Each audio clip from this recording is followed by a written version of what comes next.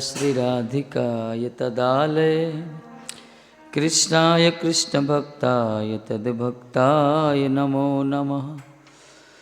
नमो विष्णुपादाय कृष्णपृष्ठाय भूतले श्रीमते भक्तिवैभव पुरी गोस्वामीति नामे। गौरवाणी प्रचाराय दृढ़संकल्पमूर्तये कृष्णशक्तिस्वरूपाय श्रीभक्तिप्रदायिने नमः। नमो विष्णुपादाय कृष्णपृष्ठाय भूतले श्रीमते भक्तिसिद्धान्तसरस्वतीति नामिने। जय रूप सनातन भट्ट रघुनाथ श्रीजीव गोपाल भट्ट दास रघुनाथ। श्रीचैतन्य मनभीष्टं स्थापितं येन भूतले स्वयं रूपं कदा मह्यं ददाति स्वपदान्तिकम्। वंशाकल्पतरुभ्यश्च कृपा सिन्धुभ्यैव च पतितानं पावनेभ्यो वैष्णवेभ्यो नमो। आजानुलम्बितभुजकनकाबदात संकीर्तनैकपीतरो कमलायताख्यो विश्वम्भरो द्विजवरो जुगधर्मपालो वन्दे जगत्प्रियकरो करुणावतारो। देवी कृष्णमयि प्रयुक्ता राधिका परदेवता सर्वलक्ष्मी सर्वकान्ति सम्मोहनी परा। कस्तूरितिलकं ललाटपटले वक्षस्थले च कौस्तुभं नासाग्रभौर्मौक्तिकं करतले वेणुं करिकङ्कणं। सर्वाङ्गे हरिचन्दनं सुललितं कण्ठे च मुक्तावलिं गोपस्त्रीपरिवेष्टितविजयते गोपालचूडामणि। तमादिदेवं करुणानिधानं तमालवर्णं श्वेतावतारम् अपार संसार समुद्र सेतुं भजामहे भागवत स्वरूपम्। जस्वानुभवमखिलश्रुतिसारमेक अध्यात्ममतितीर्थं तमन्धं संसारिणां करुणाः पुराणगुह्यं तं व्याससुनमुपयामि गुरुं मुनिनां। वृन्दाय तुलसीदेवै प्रियाय केशवस्य च कृष्णभक्तिप्रदे देवी सत्यवते नमो नमो। नारायणं नमस्तुत्य नरं चैव नरोत्तमं देवीं सरस्वती व्यासं ततो जयं मुदीरयेत्। जय श्री कृष्ण चैतन्य प्रभु नित्यानंद श्री अद्वैत गदाधर श्रीवासादि गौर भक्तवृंद। हरे कृष्ण कृष्ण कृष्ण हरे हरे, हरे राम राम राम हरे हरे। हरे कृष्ण कृष्ण कृष्ण हरे हरे, हरे राम राम राम हरे हरे।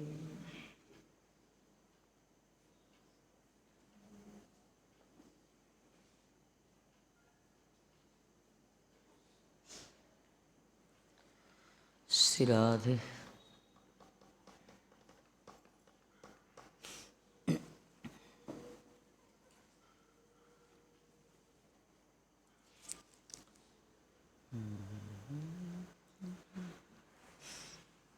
कृष्ण कुड़ीतले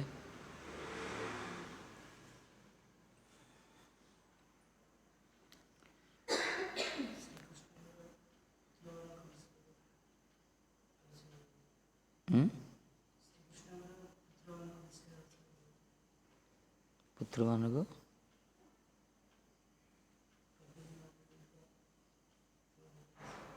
कौन कौन ढुकुच कौन कौन डाकुच वाक्यटा अधा कौच श्रीकृष्ण पुत्र मान कौन है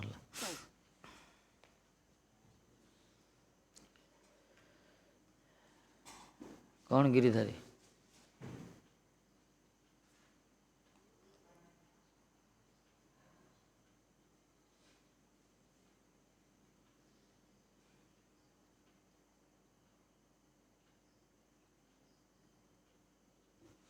କାଲି କ'ଣ ପଢ଼ା କୁହ ପ୍ରସଙ୍ଗ କେଉଁଠି ଥିଲେ?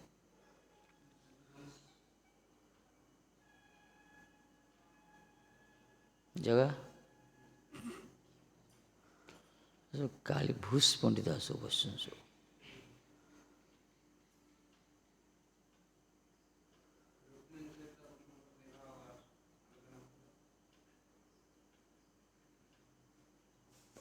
ରୁକ୍ମିଣୀ ସହିତ ଶ୍ରୀକୃଷ୍ଣ ବିବାହ ଆଲୋଚନା ହେଉଥିଲା।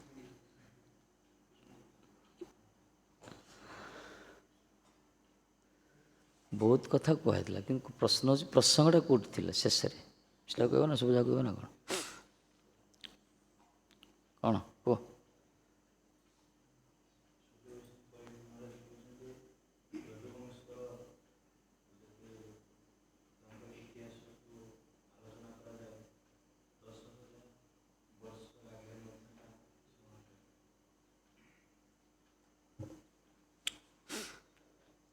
ସେଥିପାଇଁ କିଛି ଖାଲି ରଥିମାନ କଥା ବର୍ଣ୍ଣନା କର ଅଳ୍ପ କତିପୟ।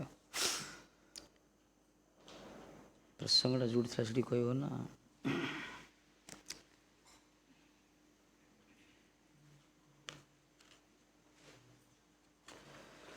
ଭାଗବତର 10ମ ସ୍କନ୍ଧର ଅନ୍ତିମ ଅଧ୍ୟାୟ। ଅଧ୍ୟାୟ କେତେ ନମ୍ବର ସଂଖ୍ୟା ଅଧ୍ୟାୟ? ଅଧ୍ୟାୟ ନମ୍ବର କେତେ?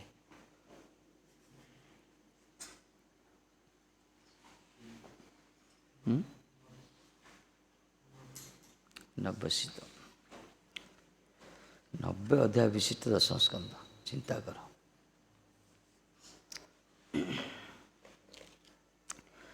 ସରିଯିବେ ଆଜିକାଲି ଭିତରେ, ତାପରେ ଏକାଦଶ ସ୍କନ୍ଧ ଆରମ୍ଭ ହେବ। ଆଜି ପୂର୍ଣ୍ଣଟା ସାରିଦେବା କଥା। ମାଘ ମାସରେ ପଢ଼ି ପଢ଼ିଲେ ସରିଯିବ।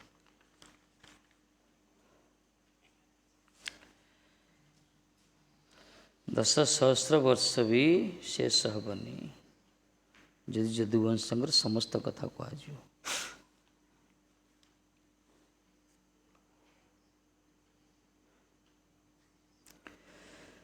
ତିସ୍ରଃ କୋଟ୍ୟା ସହସ୍ରାଣାମ୍ ଅଷ୍ଟାଶୀତିଶତାନି ଚ आसन् यदुकुलाचार्यः कुमाराणाम् इति श्रुतम्। आसन् यदुकुलाचार्यः कुमाराणाम् इति श्रुतम्। कुमाराणां यदुकुलजात कुमाराणां मध्ये ଯଦୁକୁଳରେ ଉତ୍ପନ୍ନ କୁମାରମାନଙ୍କର ମଧ୍ୟରେ ତିସ୍ରଃ କୋଟ୍ୟା ସହସ୍ରାଣାମ୍ ଅଷ୍ଟାଶୀତିଶତାନି ଚ ଯଦୁକୁଳାଚାର୍ଯ୍ୟଃ। କେତେ? ତିସ୍ର କୋଟ୍ୟା ମାନେ ତିସ୍ର ମାନେ 3, କୋଟ୍ୟା ମାନେ କୋଟି, 3 କୋଟି ନା କ'ଣ? 3 କୋଟି ସହସ୍ରାଣାମ୍ ଅଷ୍ଟଶୀତିତମ୍। 3 କୋଟି ସହସ୍ରାଣାମ୍ ଅଷ୍ଟସହସ୍ର 8,000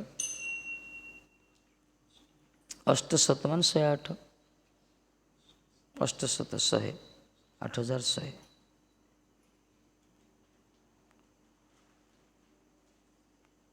ଏମାନେ କ'ଣ? ଯଦୁକୁଳାଚାର୍ଯ୍ୟ। ବାବରେ, ଏତିକି ଆଚାର୍ଯ୍ୟ ଥିଲେ। 3 କୋଟି 8,800 ଆଚାର୍ଯ୍ୟ।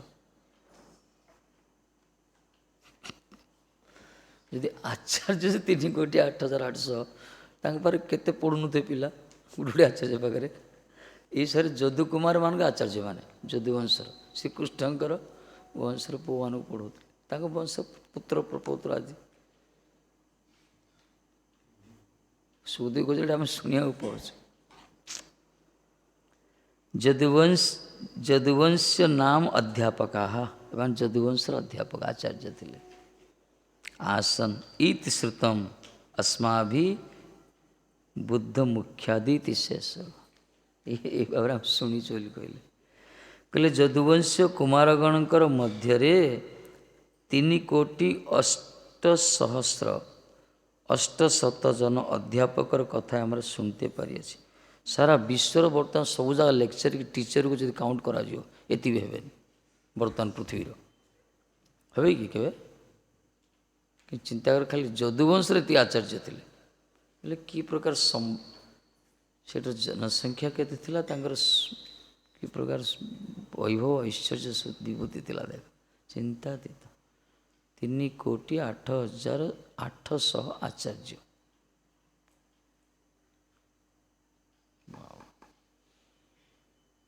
ଭାରତରେ 130 କୋଟି ଜନତା, 130 କୋଟି ଜନତାର କେତେଟା ମାଷ୍ଟର ଥିବେ? ମାଷ୍ଟର ହିଁ କେତେ ଥିବ? LKG ଆରମ୍ଭ କରି PG ପର୍ଯ୍ୟନ୍ତ ଧରିବ, କେତେ ଟିଚର ଥିବେ? କୋଟିଏ ଥିବେ କି ନା ସନ୍ଦେହ, ନଥିବେ, ସମ୍ଭବ ନାହିଁ, ବହୁତ କମ୍। 2-4 ଲକ୍ଷ ଥିବେ କି 5 ଲକ୍ଷ ଥିବେ, କେତେ? ସାରା ପୃଥିବୀ ମିଶିଲେ ତ କୋଟିଏ ହେବେନି।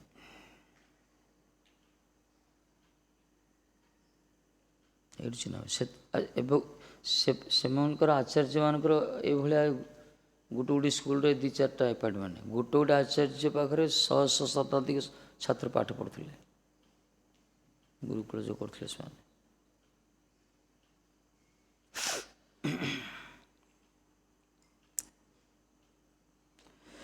ଯଦୁବଂଶ କୁମାରଗଣଙ୍କର ମଧ୍ୟରେ 3,08,00,000 ଜନ ଅଧ୍ୟାପକର କଥା ଆମମାନେ ଶୁଣିବାକୁ ପାଇଛୁ। ଅସଂଖ୍ୟ କୁମାରଗଣଙ୍କର ଏହି ସକଳ ଅଧ୍ୟାପକ ଆମର ପାଇଅଛି। ଏତେ ପାଠ ସେ ପଢ଼ୁଥିଲେ।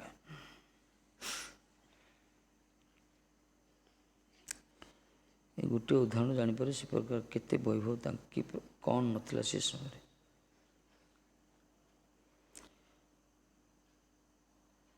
ସଂଖ୍ୟାନାଂ ଯାଦବାନାଂ କହ କରିଷ୍ୟତି ମହାତ୍ମନାଂ यत्र युतानाम युतलक्षणे तेस आहुकः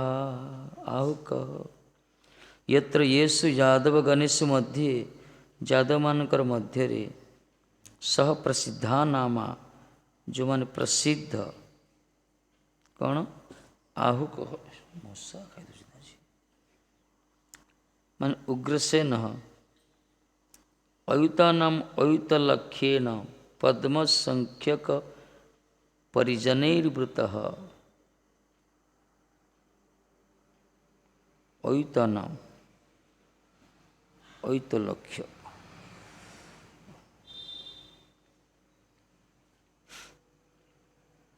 पद्मज कहला आमर कोटि पर्यंत अच्छे ना, कोटि पर आस पद्म संख्या गोटे अयुतलक्ष्य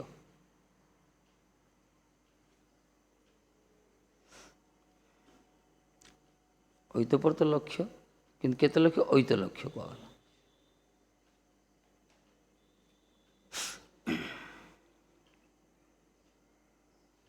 100 लक्ष गोटे कोटी अयुत लक्ष केते कोटी हो चिंता कर। तेषां महात्माना जादवानां संख्यानां गणनं कह करिष्यति कोपि न कर्तु शक्य। ये कहले जे जादवगणकर मध्य पद्म संख्यक परिजन परिवेष्टित महाराज उग्रसेन विराजमान छिलेन। बा महाराज उग्रसेन बसुले से पद्म संख्यक परिजन सब रोते सभासद सब परिजन तादर गणना करते किए समर्थ नुहे किए समर्थ हो। अयुत लक्ष्य अयुत नाम अयुत लक्षण कहला।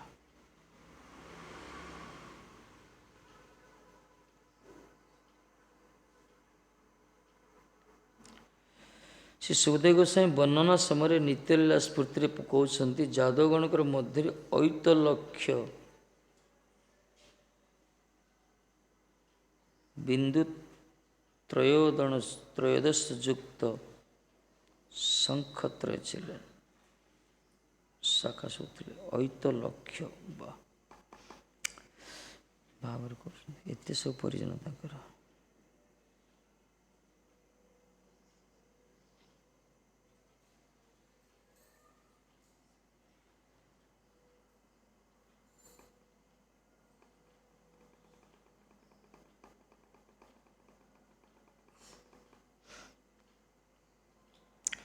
देवासुरानुहत्ता दैत्याजिषुदारुणः ते चोत्पन्ना मनुष्येषु प्रजा दुक्त कथा धीरे सरजुआ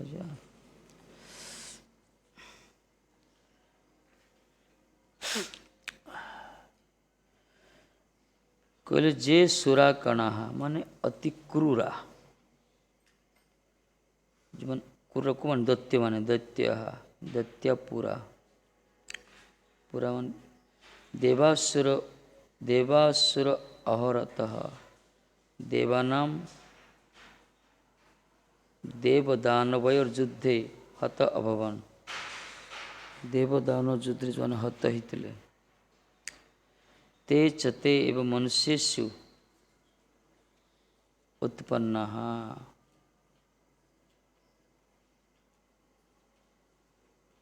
से माने वर्तमान मनुष्य रूप जन्म होती कि प्रकार राजरूपेण जातस्तथा ये भगवान बढ़िया सिद्धांत बोलते कहते पूरा काल पूर्व जिते अति क्रूर दैत्य मान सहित देवता मान युद्ध है देवासुर संग्राम है देवदानव युद्ध से युद्ध जो मैंने मरीगले दैत्य माने से मनुष्य जन्म है मनुष्य कूल कि प्रकार मनुष्य से उत्पन्न राजरूपेण राजा रूप जन्म है ये रजा जाक शिशु ये क्रूर होती राजरूपेण जात तथा द्रुप्त गर्विता सत ये गर्वित सब गर्वी प्रजा जनान कवाधीर पीड़ा मासु से ही प्रजा मान को कष्ट देले पूरा काले पूर्व काले देवासुर युद्ध रे निहत अति क्रूर दैत्यगण देवासुर संग्राम रे जो क्रूर दुष्ट दैत्य माने मरीगले निहत हेले से माने मनुष्य मान को मध्य नरपति रूपे उत्पन्न होई प्रजा मान को उत्पीड़ित करथिले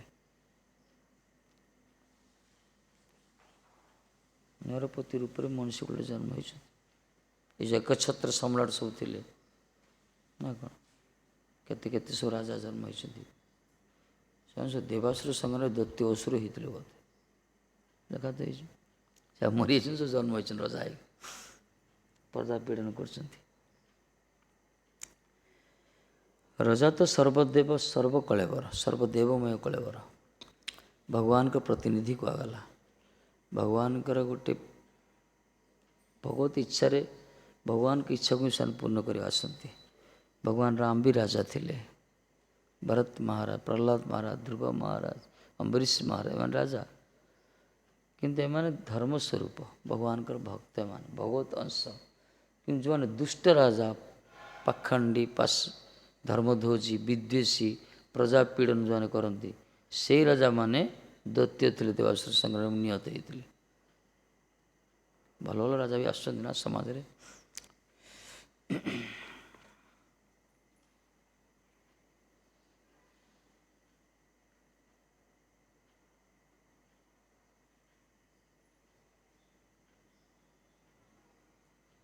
कि आमर जमीदार वंश रे के जन भल थिले आउ केते थिले तांको देखले लोक डरुथिले तांकर प्रभाव एते विस्तार थिला देखले लोक डरुथिले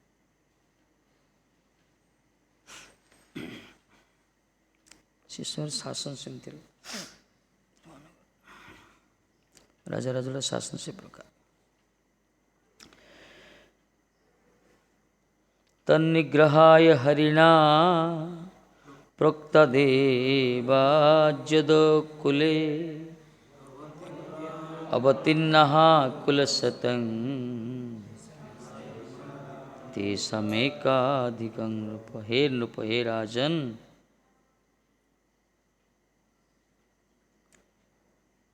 तन्निग्रहाय से मान को निग्रह करने को मान को से दुष्ट नरपति मान को तेसंग राज रूपासुराणांग राज रूप असुर मान को राजा रूपड़ा राजा किंतु कार्य असुर भाया ସେଇ ରାଜରୂପ ଅସୁରାଣାଂ ନିଗ୍ରହାୟ ଦମନାର୍ଥଂ, ତାଙ୍କୁ ଦମନ କରିବା ପାଇଁ ହରିଣା ପ୍ରୋକ୍ତା ଆଦିଷ୍ଟା,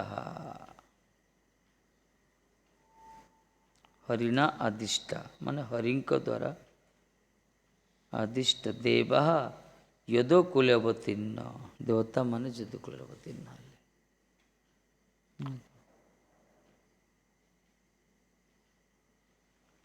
ବ୍ରହ୍ମା ଯେ ପ୍ରାର୍ଥନା କରିଥିଲେ ଏଇଟା ହେଇଥିଲା ନା। ସେଇ ବିଷ୍ଣୁ ତାକୁ ଅନ୍ତରେ ପ୍ରେରଣା ଦେଲେ। ବ୍ରହ୍ମା ତାପରେ ଆଖି ଖୋଲି କହିଲେ ଦେବତା ଅନୁଯାୟୀ ସବୁ ପ୍ରକଟ ହେଉଛ ଯଦୁବଂଶରେ। ଭଗବାନଙ୍କର ଆଦେଶ ଏଇଟା, କାହିଁକିନା ଭଗବାନ ନିଜେ ତାଙ୍କର କଳା ଅନନ୍ତ ସହିତ ପ୍ରକଟ ହେବେ। ବାସୁଦେବ ଗୃହେ ସାକ୍ଷାତ ଭଗବାନ ପ୍ରକଟ ହେବେ ସେଠି। ସେଥିପାଇଁ ଦେବତା କହିଥିଲେ ତମେ ଯାଏ ସବୁ ପ୍ରକଟ ହୁଅ। ହରିଙ୍କ ଆଦେଶରେ ଦେବତାମାନେ ପ୍ରକଟ ହେଲେ।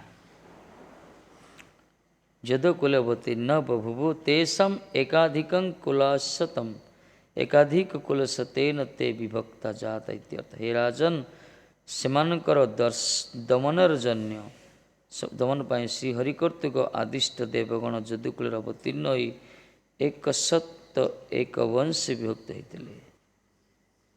101 ବଂଶ ସୃଷ୍ଟି ହେଲା ସେଇଠୁ, ଦେବତା ପ୍ରକଟ ହେଲେ। 101 ପ୍ରକାର ବଂଶ।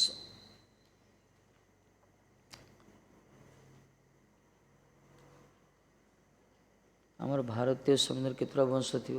କେତେ ବଂଶ ଅଛି ନା? ସବୁ ବଂଶ ଲେଖା ହେଇଛି ନା? ଥିବ ବୋଧେ, 100 ଥିବ ବୋଧେ। କେତେ ପ୍ରକାର ବଂଶ ସବୁ ଅଛି। ଦେବତା ଯଦୁବଂଶରେ ପ୍ରକଟ ହୋଇଥିଲେ। 101 ପ୍ରକାର ବଂଶ ସୃଷ୍ଟି ହେଇଥିଲା ସେଇଠୁ। କ'ଣ ପାଇଁ? ସେ ଦୁଷ୍ଟ ରାଜାମାନଙ୍କୁ ଦମନ କରିବା ପାଇଁ।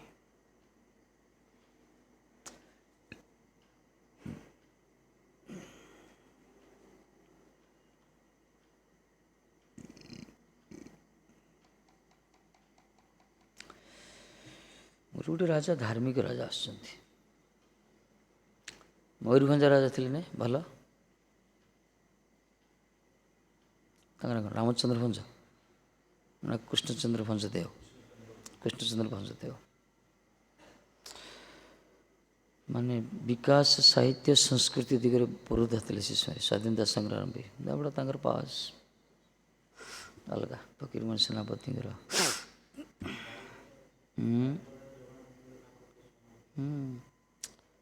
ତାଙ୍କରି ପରା ଜଣେ ବିଦ୍ୱାନ ଥିଲେ ସେ। ଓଡ଼ିଶା ଭାଷା ରକ୍ଷା ସେମାନଙ୍କର।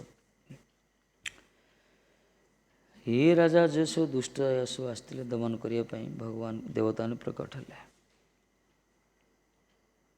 ବର୍ତ୍ତମାନ ସେମିତି ଚାଲିଛି। ବର୍ତ୍ତମାନ ଯେଉଁମାନେ ଏକଛତ୍ର ହେଉଛନ୍ତି, ସେମାନଙ୍କୁ ଦମନ କରିବା ପାଇଁ କିଏ କିଏ ଗୋଟେ ମହାତ୍ମାମାନେ ଆସୁଛନ୍ତି, ଭଗବତ ଅଂଶରେ ପ୍ରକଟ ହେଉଛନ୍ତି ଲିଡର ରୂପରେ।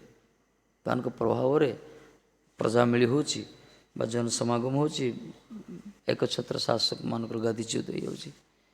ବର୍ତ୍ତମାନ ଏଇଟା ସବୁ ଅଦୃଷ୍ଟରୁ ହୁଏ, କିଏ କେଉଁ ଅଂଶରେ ଆସିଛି, କିନ୍ତୁ ସିଷ୍ଟମ୍ଟା ଗୋଟେ। ଏବେ ସେମିତି ଚାଲୁଛି। ଏବେ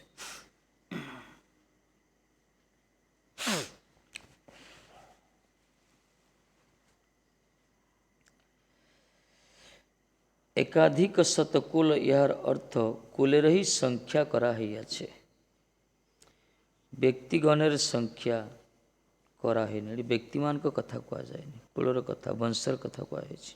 କାରଣ ଅସଂଖ୍ୟ ହେତୁ ଯେଉଁମାନେ ଭଗବାନ ଶ୍ରୀକୃଷ୍ଣଙ୍କର ଅନୁଗତ ନିତ୍ୟ ପାର୍ଷଦ ଯାଦବଗଣ ରୂପରେ ବୃଦ୍ଧି ପାଇଥିଲେ, ସେମାନଙ୍କର ସଂଖ୍ୟା କର୍ତ୍ତେ ପ୍ରଭୁ ଭଗବାନ ଶ୍ରୀ ହରି ସମର୍ଥ ହୁଆ। ଭଗବାନ ହିଁ ସମର୍ଥ। ଯେଉଁ ଭଗବାନଙ୍କର ପାର୍ଷଦ ମାନେ ସବୁ ଭଗବାନଙ୍କର ଶ୍ରୀକୃଷ୍ଣଙ୍କର ଅନୁଗତ ନିତ୍ୟ ପାର୍ଷଦ ମାନେ ଯେଉଁ ଯାଦବ ଗଣ ରୂପରେ ପ୍ରକଟ ହୋଇଥିଲେ, ସେମାନଙ୍କର ସଂଖ୍ୟା ବର୍ଣ୍ଣନା ନାହିଁ, ଅବର୍ଣ୍ଣନୀୟ, ଅସଂଖ୍ୟାତ କୁହାଯାଇଛି। ସେମାନଙ୍କ ସଂଖ୍ୟା କେବଳ ଭଗବାନ ହିଁ ଗଣନା କରିବେ। ଦେଖୁନ 3,08,800 ଲେକ୍ଚର ମାନେ ଆଚାର୍ଯ୍ୟ ଥିଲେ ଖାଲି। ତାଙ୍କର କେତେ ପପୁଲେସନ୍ ନଥିବ ଯାଦବମାନଙ୍କର।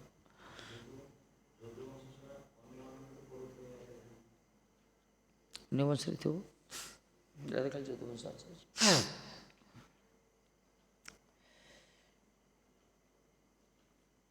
ତେଣୁ ଭଗବାନ ସମର୍ଥ ବ୍ରହ୍ମାଦିର ବୁଦ୍ଧିର ଗୋଚର ବା, କାହିଁକିନା ବ୍ରହ୍ମାଙ୍କ ସୃଷ୍ଟି ଭିତରେ ଯାଉନାହାନ୍ତି ନା, ବ୍ରହ୍ମା ସୃଷ୍ଟି କରିନାହାନ୍ତି।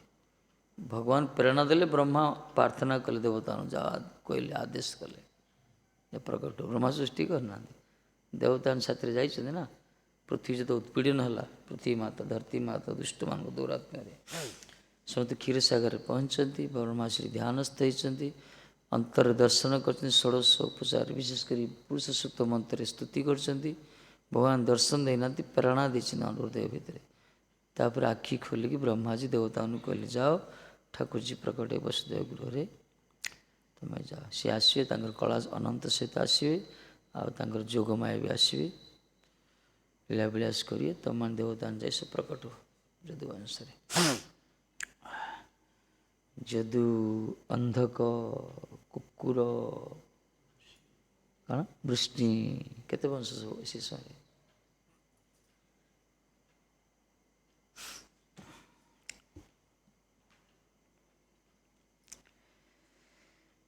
ତେଷାଂ ପ୍ରମାଣଂ ଭଗବାନ୍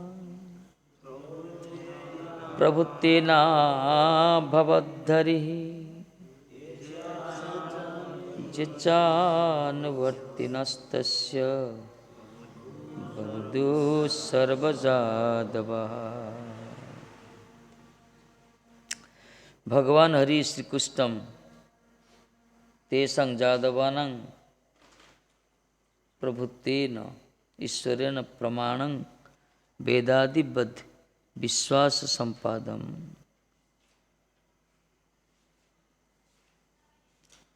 ଯାଦବ ମାନେ ତାଙ୍କର ପ୍ରଭୁ ରୂପରେ ଶ୍ରୀକୃଷ୍ଣଙ୍କ ଏସବୁ ଦେବତା ମାନେ ଅଭବତ୍ ଆସିତ କହିଲେ, ସେଇମାନେ ସକଳେ ଶ୍ରୀକୃଷ୍ଣଙ୍କୁ ଈଶ୍ୱର ବୋଲି ବେଦାଦିର ନ୍ୟାୟ ତାହାର ପ୍ରତି ଅତ୍ୟନ୍ତ ଶ୍ରଦ୍ଧାବାନ ଥିଲେ।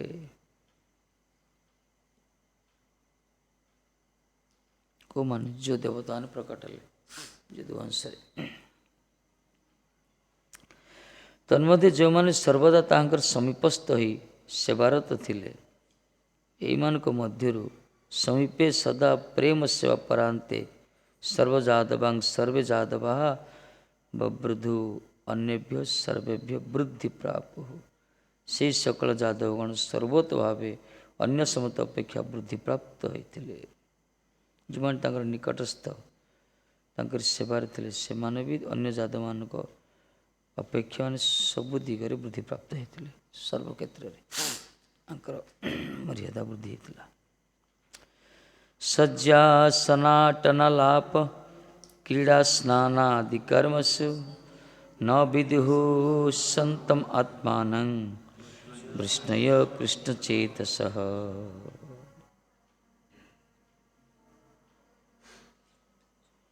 କୃଷ୍ଣଚେତସଃ କୃଷ୍ଣୈକ ଚେତାନ୍ତେ ବୃଷ୍ଣୟ ଯାଦବାଃ।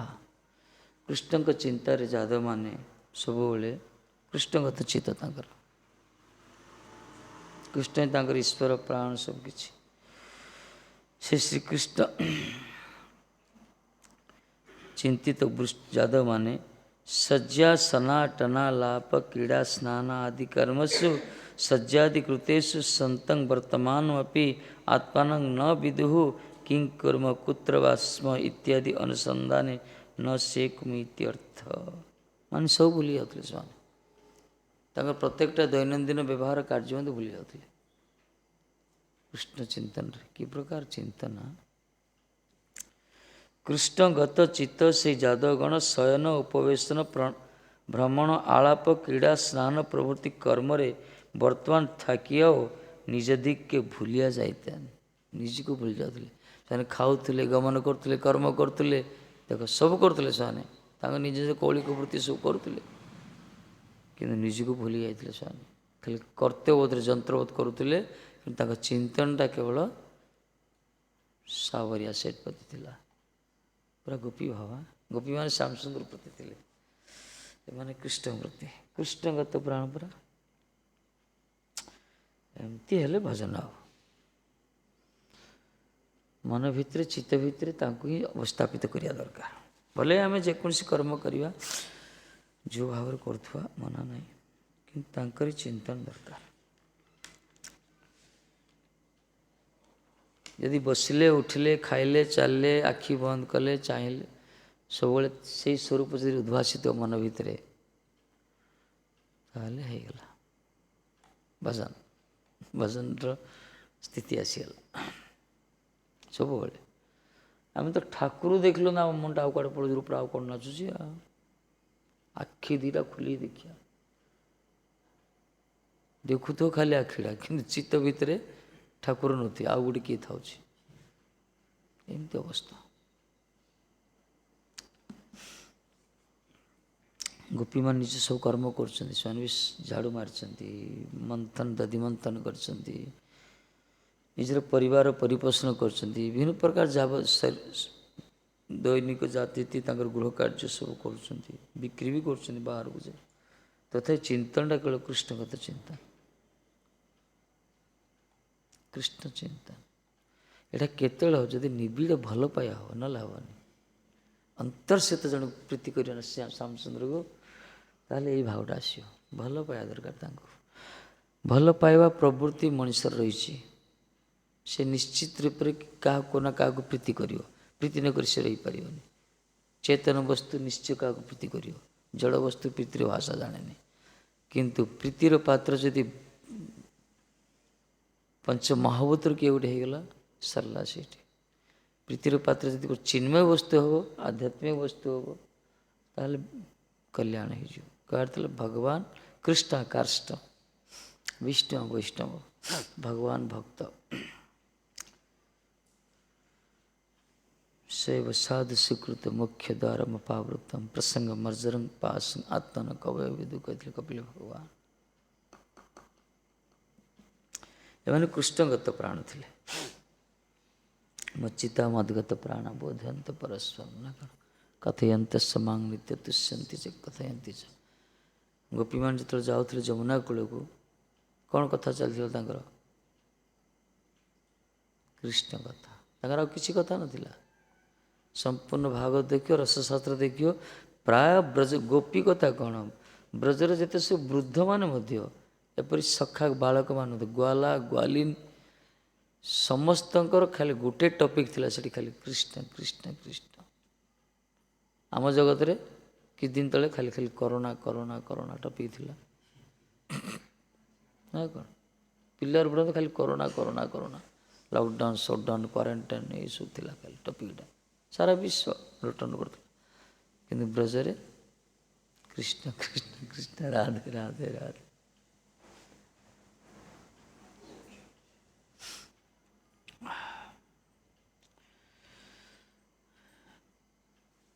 ଭଲ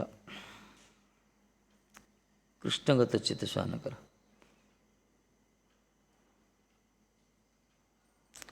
ଆଳାପ ସମୟରେ ତ କୃଷ୍ଣ ଚିନ୍ତନ କରୁଥିଲେ, ନିଜକୁ ଭୁଲି ଯାଇଥିଲେ।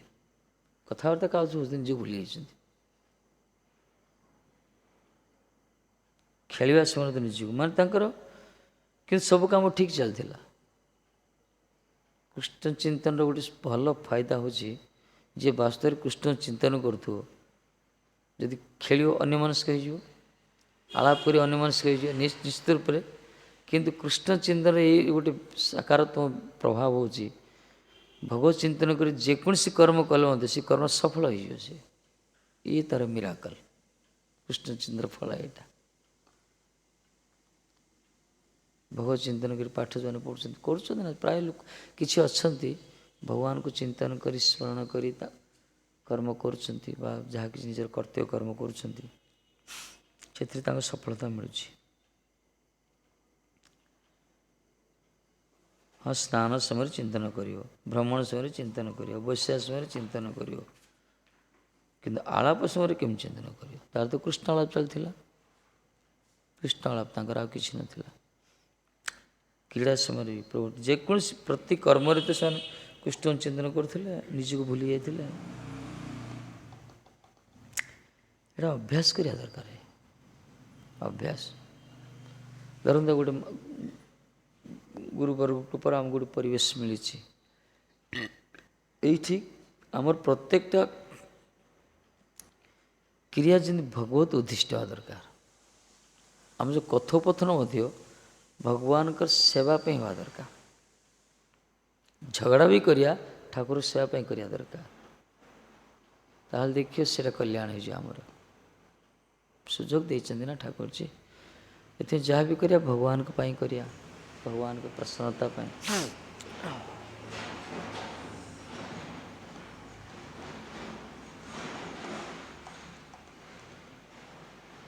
ତାହେଲେ ଏଇଟା କୃଷ୍ଣଗତ ଚିନ୍ତନ ହେଇଯିବ। କାହିଁକିନା ଆମର ମନ ତ ସହଜରେ ତାଙ୍କୁ ଚିନ୍ତନ କରିପାରିବନି। ଏଥିପାଇଁ ବିଭିନ୍ନ ପ୍ରକାର ମାଧ୍ୟମ ରଖାହେଇଛି, ତାଙ୍କ ପାଇଁ ରୋଷେଇ କରିବା, ତାଙ୍କୁ ଭୋଗ ଦେବା, ବିଭିନ୍ନ ପ୍ରକାର ରହିଛି ସବୁ ପରିପାଟି।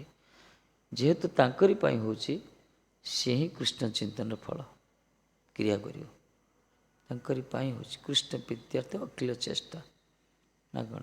ଯତ୍ କରୁଛି ଯତ୍ ସ୍ନାସି ଯତ୍ ତପସ୍ୟାସି ଯହଂ, ଭଗବାନଙ୍କ ପାଇଁ ସବୁ କରାଯାଏ। କଲେ ଧୀରେ ଧୀରେ ମନଟା ଯଦି ଜଣ ପାଇଁ ସବୁ, ଦେଖ ଗୋଟେ ଲୋକ ସ୍ତ୍ରୀ ସବୁବେଳେ ତା ସ୍ୱାମୀ ପାଇଁ ସକାଳୁ ସଞ୍ଜ ପର୍ଯ୍ୟନ୍ତ, ଗୋଟେ ମା ତାର ପୁଅ ଚିନ୍ତା ହିଁ କରେ। ନିଶ୍ଚିତରେ ସେ ଶୋଇବା ଶୁଣନ୍ତି ସେ ପୁଅକୁ ଚିନ୍ତା କରୁଥିବ, ଟିକିଏ କୁଆଡ଼େ ପଡ଼ିଲେ ତାକୁ ଦେଖୁଥିବ। କାରଣ ତା ମନଟା ଏ ପ୍ରକାର ଆଟାଚ୍ ହେଇକି ଅଛି ପୁତ୍ର ପ୍ରତି ବାତ୍ସଲ୍ୟ ଭାବରେ, ସେ ତାର ଅଦର୍ଶନ ସେ ରହିପାରେନି। ଏଇ ପ୍ରକାର ଠାକୁରଜୀଙ୍କ ସହିତ ସମ୍ବନ୍ଧ ରଖିବା ଦରକାର। ଯାହାର ହେଇଯାଇଛି ନା, ସେମାନେ ମହାତ୍ମା କୁହାଗଲା, ପରମ ବୈଷ୍ଣବ ସେମାନେ ଅଭ୍ୟାସ କରିବା ଦରକାର। ଏଇଟା କଲେ ଦେଖିବ ତାକୁ ପ୍ରକୃତ ଭଲ ପାଇବା ନା, ସେ ଚିନ୍ତନଟା ଆସିଯିବ। ଅଭ୍ୟାସ କରିବାକୁ ପଡ଼ିବ, ବୈରାଗ୍ୟ କରିବାକୁ ପଡ଼ିବ, ଦୁଇଟା ଦରକାର। ଅଭ୍ୟାସେନ ଚ କୌନ୍ତେ ବୈରାଗ୍ୟାଣ କୁରୁତେ। ଭୌତିକ ବସ୍ତୁ ପ୍ରତି ବିରାଗ, ପରମାର୍ଥ ବସ୍ତୁ ପ୍ରତି ଅନୁରାଗ, ଏହି ପ୍ରକାର ହେଲେ ହିଁ ଧୀରେ ଧୀରେ ଆମ ଚିତ୍ତଟା ଧାବିତ ତାଙ୍କ ପାଖକୁ ପଦେ ପଦେ ପଦେ ପଦେ। ଏଥିପାଇଁ ସବୁବେଳେ ଲାଗି ରହିବା ଦରକାର। ତାଙ୍କରି ଚିନ୍ତନ, ତାଙ୍କରି କୀର୍ତ୍ତନ, ତାଙ୍କରି ସେବା, ଯାହା ବି ତାଙ୍କରି ସ୍ମରଣଟା ସବୁବେଳେ ରହିବା ଦରକାର।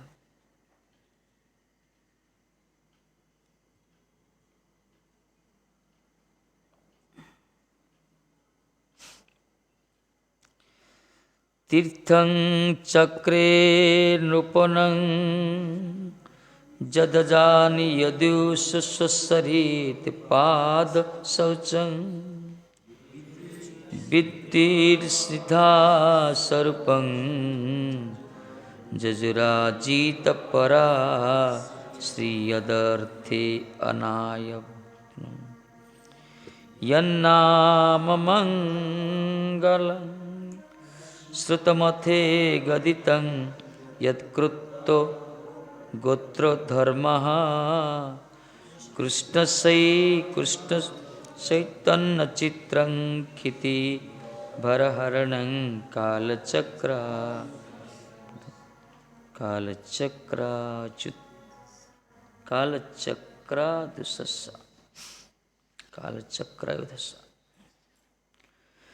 तीर्थं चक्रे नृपोनं यदजान यदुःस्वसरित पाद शौचं विद्विट स्निग्धा स्वरूपं यदुरजित पराश्री यदर्थे अनास। हे नृप, यदुषु जत अजनी इदानीं श्रीकृष्ण कीर्ति रूपं जत तीर्थं जातं तदेतत् सो सरित पाद्म शौचं सरित रूपं गंगा रूपं शोक्य पाद शौच जातं प्राचीनं तीर्थं उन्नम अलं चक्रे। केते अर्थ देइछन्ति तार से अर्थ पड़ियानी। कहले हे राजन, संप्रति जदुकूल श्रीकृष्ण कीर्ति रूप जे तीर्थर उत्पत्ति होइछि, श्रीकृष्ण कीर्ति रूप जे तीर्थर उत्पत्ति होइछि ताहा गंगा रूप स्वकीय पाद शौच जात प्राचीन तीर्थ को लघु करिया सर्वतीर्थ पर विराजित होई अछन। ठाकुर जी प्रकट होला परे तांकर जो कीर्ति विस्तृत होला, ପୂର୍ବରୁ ଯେତେ ସବୁ ତୀର୍ଥ ଥିଲା ଗଙ୍ଗା ଆଦି ପ୍ରାଚୀନ ତୀର୍ଥର ରେକର୍ଡ଼ ଭଙ୍ଗ କରିଦେଲେ ଇଏ। ଗଙ୍ଗା ଆଦି ତୀର୍ଥ ଥିଲେ ନା। ଗଙ୍ଗାରୂପ ସ୍ୱକୀୟ ପାଦ ଶୌଚ ଜାତ ପ୍ରାଚୀନ ତୀର୍ଥକେ ଲଘୁ କରିଆ ସର୍ବତୀର୍ଥ ପରି ବିରାଜିତ ছিলেন। ଗଙ୍ଗା ତ ତାଙ୍କ ଚରଣରୁ ନିଃସୃତ, ସେ ସ୍ୱୟଂ ତ ପ୍ରକଟ ହେଇଛନ୍ତି, ସ୍ୱୟଂ ଲୀଳାବିଳାସ କରୁଛନ୍ତି, ସେ ମହାତୀର୍ଥ।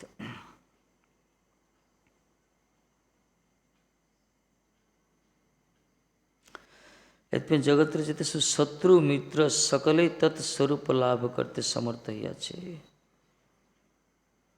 ଯେଉଁମାନେ କୃପା ଲାଭ କରିବା ପାଇଁ ବ୍ରହ୍ମାଦି, ଯାହାର କୃପା ଲାଭ କରିବା ପାଇଁ ବ୍ରହ୍ମାଦି ଦେବଗଣର ଯତ୍ନ, ଦେବତାମାନେ ଯତ୍ନ କରୁଥିଲେ, ସେଇ ଲକ୍ଷ୍ମୀ ଦେବୀ ଅନ୍ୟର ଅପ୍ରାପ୍ତ ହୋଇ ଏକମାତ୍ର କୃଷ୍ଣ ସେବାରେ ରତ ଥିଲେ। ଯେଉଁ ଲକ୍ଷ୍ମୀଙ୍କର କୃପା ପ୍ରାପ୍ତ ହେବା ପାଇଁ ବ୍ରହ୍ମାଦି ଦେବତାମାନେ ସବୁବେଳେ ଯତ୍ନ କରୁଥିଲେ, ସାଧନ କରୁଥିଲେ, ସେ ସ୍ୱୟଂ ମହାଲକ୍ଷ୍ମୀ ସେ ନିଜେ ଶ୍ରୀକୃଷ୍ଣଙ୍କର ଚରଣ ସହରେ ସତତ ନିଯୁକ୍ତା।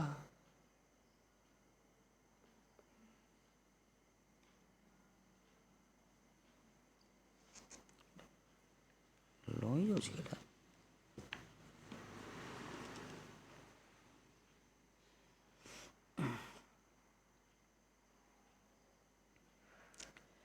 ଯାହାର ନାମ ଶ୍ରବଣ ବା କୀର୍ତ୍ତନ କଲେ ସର୍ବପ୍ରକାର ଅମଙ୍ଗଳ ନଷ୍ଟ ହୁଏ ଏବଂ ଯାହା କର୍ତ୍ତୃକ ଋଷିବଂଶ ସମୂହ ଧର୍ମର ପ୍ରବର୍ତ୍ତନ ହୋଇଅଛି, ସେହି ସର୍ବସଂହାରକ କାଳମୂର୍ତ୍ତି ଓ ଦୂରସ୍ଥ ପ୍ରଭାବଯୁକ୍ତ ଚକ୍ରଧାରୀ ଶ୍ରୀକୃଷ୍ଣର ପକ୍ଷରେ ଏହି ଭୂଭାର ହରଣ କାର୍ଯ୍ୟ ବିଚିତ୍ର ନୁହେଁ ମହାରାଜ।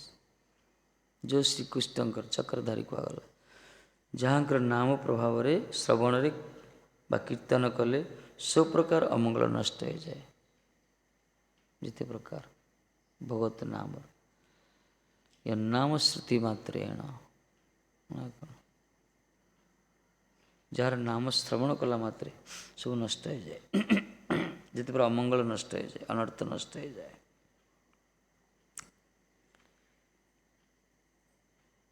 ଏବଂ ଯାହା କର୍ତ୍ତୃକ, ଯାହାଙ୍କ ଦ୍ୱାରା, ଯାହାଙ୍କ ପାଖରୁ ଧର୍ମର ପ୍ରବର୍ତ୍ତନ ହେଇଛି, ଯିଏ ଧର୍ମ ପ୍ରବର୍ତ୍ତକ, ଧର୍ମର ଗ୍ଲାନି ହେଲେ ଯିଏ ପ୍ରକଟ ହୁଅନ୍ତି ସଂସ୍ଥାପନ କରିବା ପାଇଁ, ସେ ସର୍ବସଂହାରକ କାଳ ମୂର୍ତ୍ତି ଦୁରନ୍ତ ପ୍ରଭାବଯୁକ୍ତ ଚକ୍ରଧାରୀ ଶ୍ରୀକୃଷ୍ଣ, ସେ ବି କାଳ ରୂପରେ ଆସୁଛନ୍ତି ସର୍ବସଂହାରକ। ତାଙ୍କ ପାଖରେ ଭୂଭାର ହରଣ କରିବାଟା କୋଉ ବଡ଼ କାର୍ଯ୍ୟ। ଭୂଭାରକୁ ହରଣ କରିବା, ସଂସାର ଧରିତ୍ରୀର ଯେଉଁ ଭାର ଥିଲା, ବୋଝକୁ ହରଣ କରିବା, ଦୁଷ୍ଟମାନଙ୍କୁ ଦମନ କରିବା, ଇଏ କିଛି ବିଚିତ୍ର କାର୍ଯ୍ୟ ନୁହେଁ।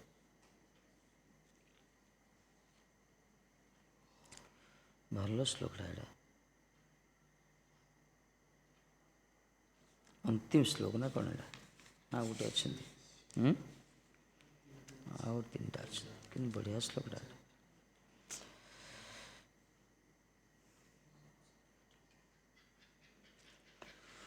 ଏ ଗୋଟିଏ ଶ୍ଲୋକରେ କେତେ କଥା କହିଲେ ଦେଖ।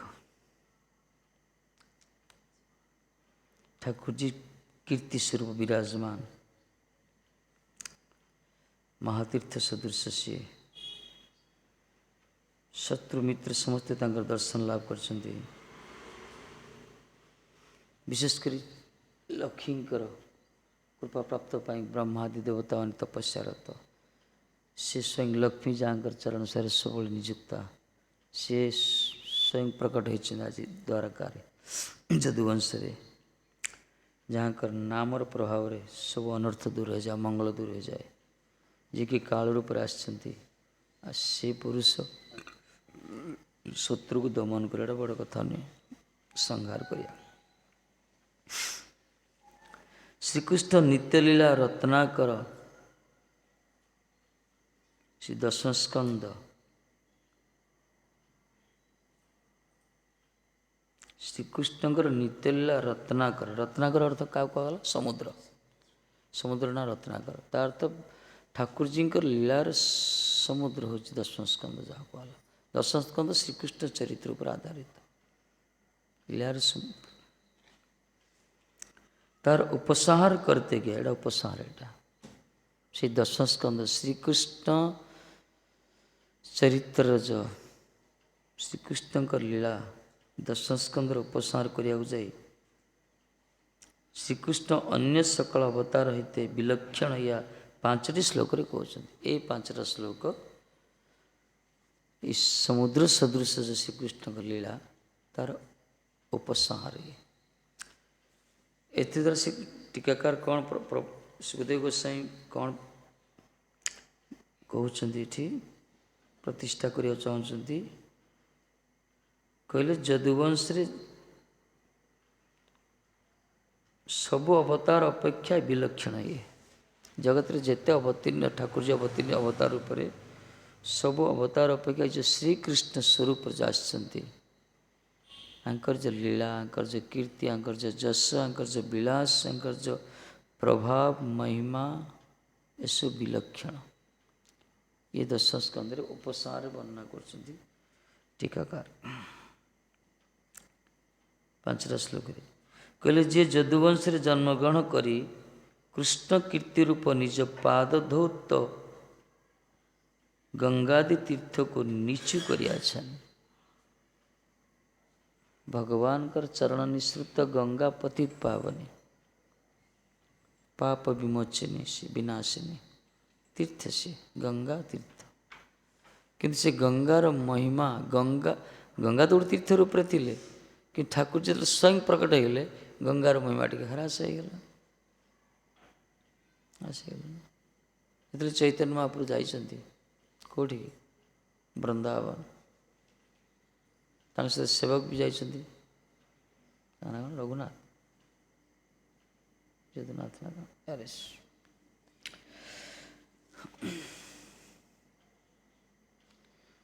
से समय कौन हो जमुनार कृष्ण प्रकट से प्रचार होगा लोक दौड़े सब जमुनार कृष्ण आस जमुनार कृष्ण देखिए समस्त आसिक कहते महाप्रभु आज दंड दौर सका कहले महाप्रभु आज कृष्ण आज जमुनार जल देखल महाप्रभु कहले भल कथा ठीक कथा सत्य कथा महाप्रभु कहले उल्टे पद कहते महाप्रभु सेवक जी थे सी मत अंटा थरे भेले 2 दिन पर महाप्रभु प्रणाम कर कहले कुआड़े ना जाऊँगी रात्रि संध्या समय पर ना कृष्ण को देखा जाऊँ महाप्रभु गोटे चापड़ा पकड़े गोटे मूर्ख सब किसी बुझीपारे सका गोटे किसी लोक आसी कहले महाराज से कृष्ण नुहे से गोटे कैबर तो कौन करूला केउट गोटे माछ धरुला से नौका नौकाटा देखा कालिया भाया कालिया दमन कृष्ण कालिया दमन प्रकट जिन से से नौकार मुंडे गोटे पालु टणाई पाल गोटे परदा गोटे आनी गोटे पवन ये करने ए नाउरिया कौन कर बाड़ी धरी छिड़ा से देखा कालियर फणा उपर जमी कृष्ण छिड़ा लंठन लगे दिए से काली आखि भाया देखा जुग जुग सापर दूर देखा जमुनार कृष्ण प्रकट होती दूर देखा जमुनार जल महाप्रभु कहले ठीक कथा सत्य कौन पाए ना ये स्वयं कृष्ण लोक मान को देख बहुत मान माया माया बहुत जगमायर शक्ति की बात समस्ते सत्य कथा कहते वृंदावन में कृष्ण प्रकट होती किंतु प्रकृत कृष्ण जो महाप्रभु एड़े से जाना बर महाप्रभु आसिक दर्शन कर कहते प्रभु कृष्ण प्रकट होती कथा सत्य हो कि विचारटा पर आसी सब कहले आम देखिलु गोटे केउट गोटे माछ धर महाप्रभु जो पिटी ना सी सब भाविले सत्य कथा भगवान प्रकट होता अर्थ स्वयं भगवान जो प्रकट हो सबकि ह्रास हो सबकि जेते तीर्थ सब चरण से समाहित ना भगवान जो प्रकट होती चरण निश्चित गंगा जो स्वयं श्री चरण प्रकट हुआ महिमा कौन ये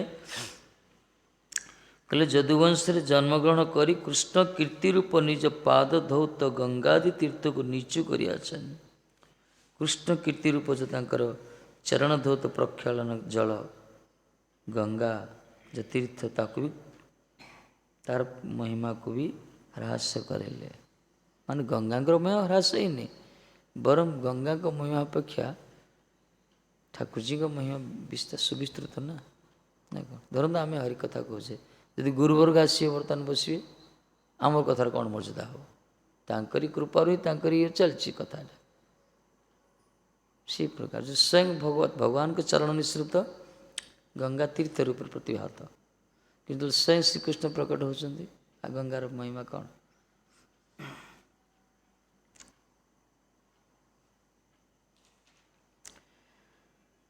ଏହାର ପୂର୍ବେ ଗଙ୍ଗା ହିଁ ସର୍ବତୀର୍ଥଗଣ ଅଧିକ ছিলেন। ପୂର୍ବରୁ ଗଙ୍ଗା ସବୁ ତୀର୍ଥ ରୂପରେ ଅଧିକ ଥିଲେ। ଗଙ୍ଗା ରାସ ଗଙ୍ଗା ସବୁ ତୀର୍ଥ ରୂପରେ ଶିରୋମଣି ଥିଲେ ସିଏ।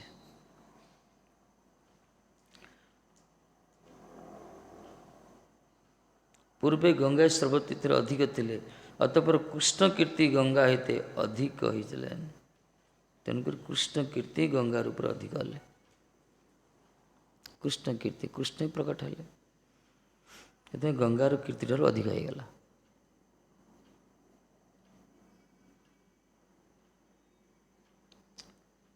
ଥରେ ସଭା ହେଉଛି କେଉଁଠି ପୁରୀରେ, ପରମ ପୂଜ୍ୟ ଚୈତନ୍ୟ ଚରଣ ବାବା ଅଛନ୍ତି, ଆଉ କିଏ କିଏ ସବୁ ମହାତ୍ମାନେ ବସିଛନ୍ତି।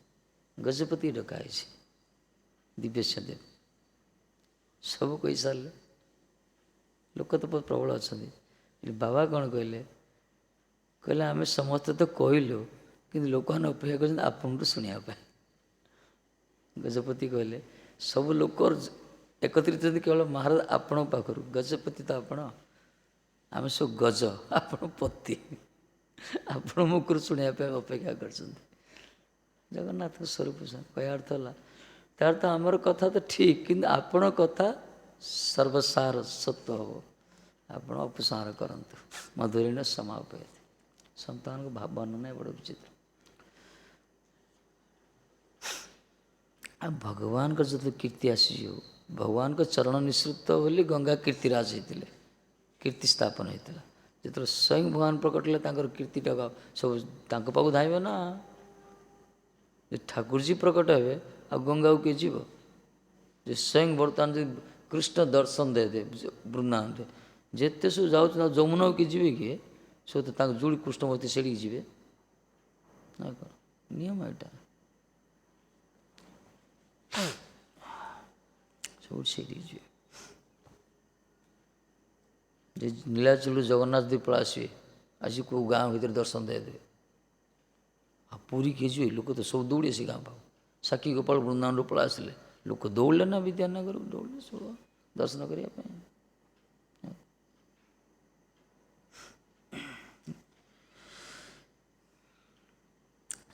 କହିଲେ ପୂର୍ବରୁ ସବୁ ତୀର୍ଥର ଅଧିକ ଥିଲେ କିଏ? ଗଙ୍ଗା। ଅତଃପର କୃଷ୍ଣ କୀର୍ତ୍ତି ଗଙ୍ଗା ହେତେ ଅଧିକ ହେଇଗଲା, କିନ୍ତୁ ଠାକୁରଜୀ ପ୍ରକଟ ହେଲେ କୃଷ୍ଣଙ୍କର କୀର୍ତ୍ତି ଅଧିକ ହେଇଗଲା। ଏହା একটি ପ୍ରଥମ ଆଶ୍ଚର୍ଯ୍ୟ। ଏଇଟା ପ୍ରଥମ ଆଶ୍ଚର୍ଯ୍ୟ। ଆପଣ ସେ ପ୍ରକଟ ହେଇକି ଏଇ କୀର୍ତ୍ତିରାଜକୁ କୀର୍ତ୍ତିସ୍ତମ୍ଭ ସ୍ଥାପନା କଲେ ଆପଣ, ଏଇଟା ପ୍ରଥମ ଆଶ୍ଚର୍ଯ୍ୟ। ଦ୍ୱିତୀୟ କ'ଣ? ଦ୍ୱିତୀୟ ଆଶ୍ଚର୍ଯ୍ୟ କହୁଛନ୍ତି, ଯାହାର ଶତ୍ରୁ କଂସାଦି ଏବଂ ସ୍ନିଗ୍ଧ ଗୋପୀ ପ୍ରଭୃତି ସ୍ୱରୂପ କ୍ରମରେ ସାଜୁଜ୍ୟ ପ୍ରାପ୍ତ ହୋଇଛନ୍ତି,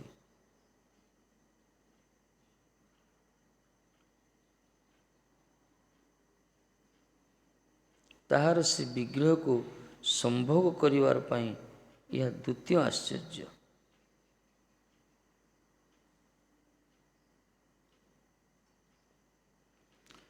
ଯେଉଁ ଠାକୁରଜୀଙ୍କୁ କଂସାଦି ସବୁ ଅଛନ୍ତି, ଆଉ କିଛି ସାଧକ ଅଛନ୍ତି ଯେଉଁମାନେ ସାଜୁଜ୍ୟ ପ୍ରାପ୍ତ ହୋଇଛନ୍ତି, ସାଜୁଜ୍ୟ ମୁକ୍ତି ତାଙ୍କ ଦ୍ୱାରା, କିନ୍ତୁ ସେଇ ସ୍ୱରୂପ ସହିତ ସେ ବିଗ୍ରହ ସହିତ ସମ୍ଭୋଗ କରିବା ପାଇଁ ମଧ୍ୟ କିଛି ଗୋପୀମାନଙ୍କର ଜିଜ୍ଞାସା ମାନେ ଇଚ୍ଛା ପ୍ରକଟ ହେଇଥିଲା। ଏଇଟା ଦ୍ୱିତୀୟ ଆଶ୍ଚର୍ଯ୍ୟ।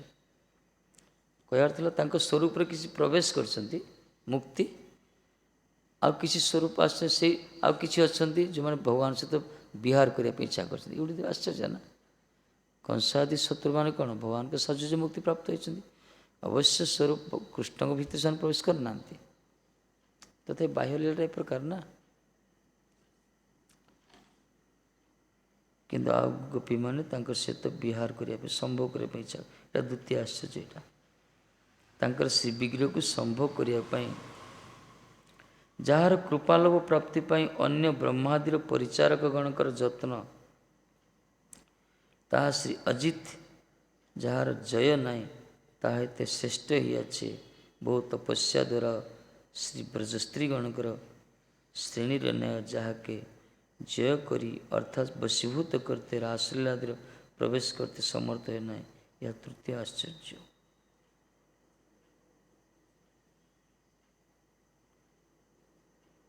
ଯାହାର କୃପାଲୋଭ ପ୍ରାପ୍ତି ପାଇଁ ଅନ୍ୟ ବ୍ରହ୍ମାଦିର ପରିଚାରକ ଗଣଙ୍କର ଯତ୍ନ, ବ୍ରହ୍ମାଦି ଯେତେ ସବୁ ଦେବତାମାନେ ଯେଉଁ ଯତ୍ନ ହେଉଛନ୍ତି ଯେଉଁ ମହାଲକ୍ଷ୍ମୀଙ୍କର କୃପାଲେଶ ପ୍ରାପ୍ତି ହେବା ପାଇଁ, ସେ ଅଜିତ ଯାହାର ଜୟ ନାହିଁ, ଭଗବାନ ଶ୍ରୀକୃଷ୍ଣ ଅଜିତ ଯାହାଙ୍କର ପରାଜୟ ନାହିଁ, ଜୟ ନାହିଁ, ତାହା ହଇତେ ଶ୍ରେଷ୍ଠ ହିଁ ହୋଇଅଛି। ବହୁ ତପସ୍ୟା ଦ୍ୱାରା,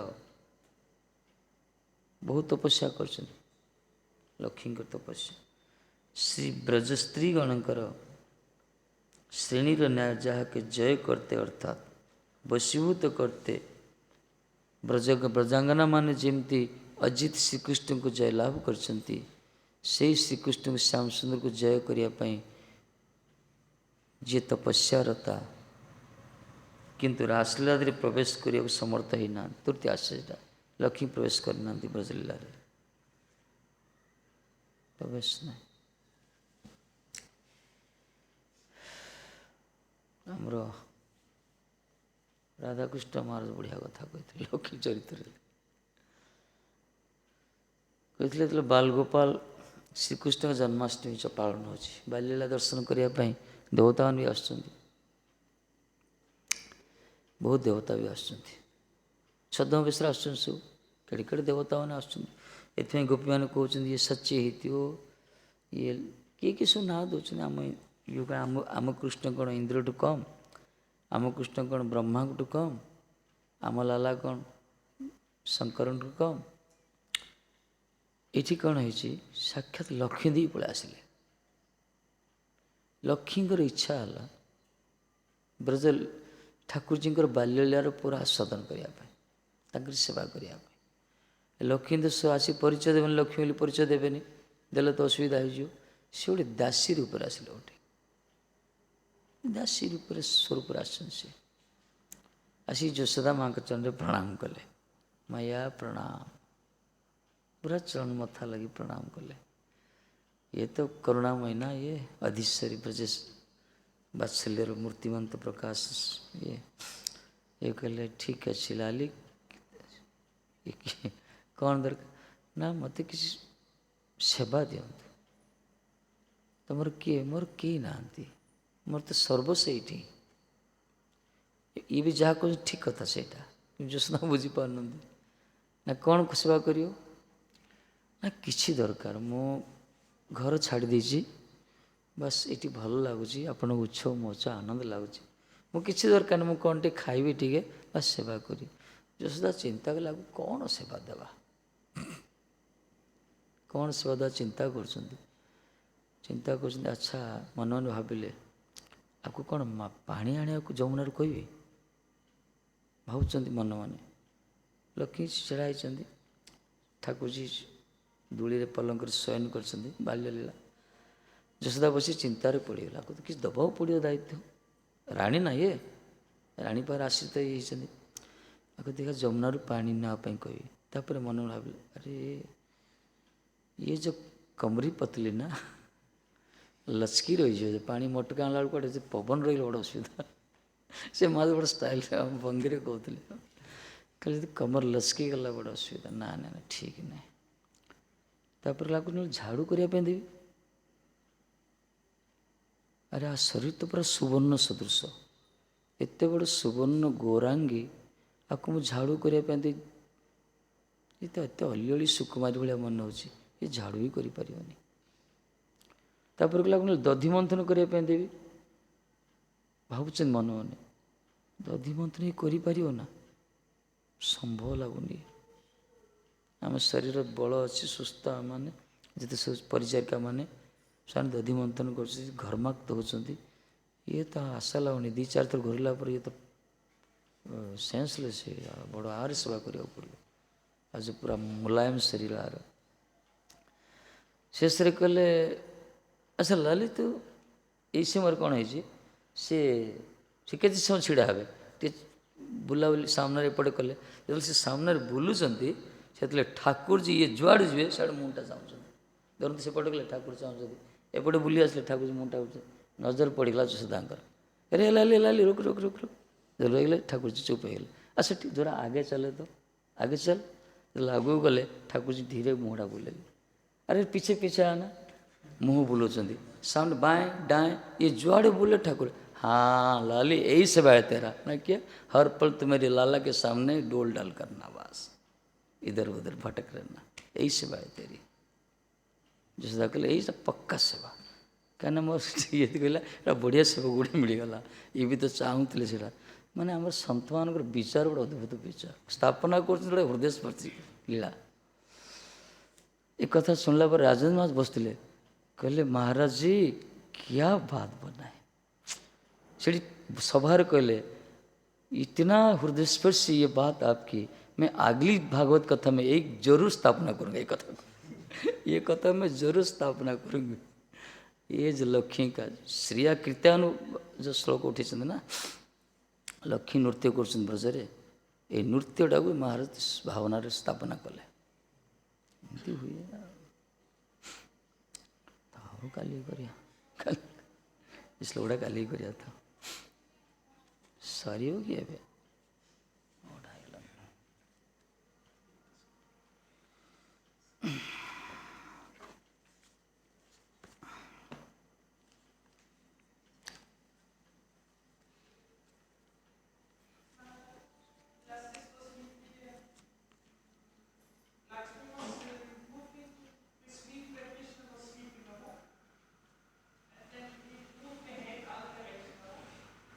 Krishna was looking. Krishna was sleeping. Before Lakshmi was moving. Wherever Lakshmi goes, Krishna was looks herself on towards Lakshmi. So Jasodama like this service. Okay, you always moves before my Lala. Up and down.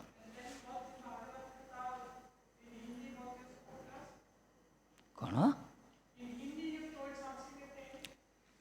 This same thing Hindi I am telling. आज नरोत्तम दास ठाकुर आविर्भाव देती। हाँ,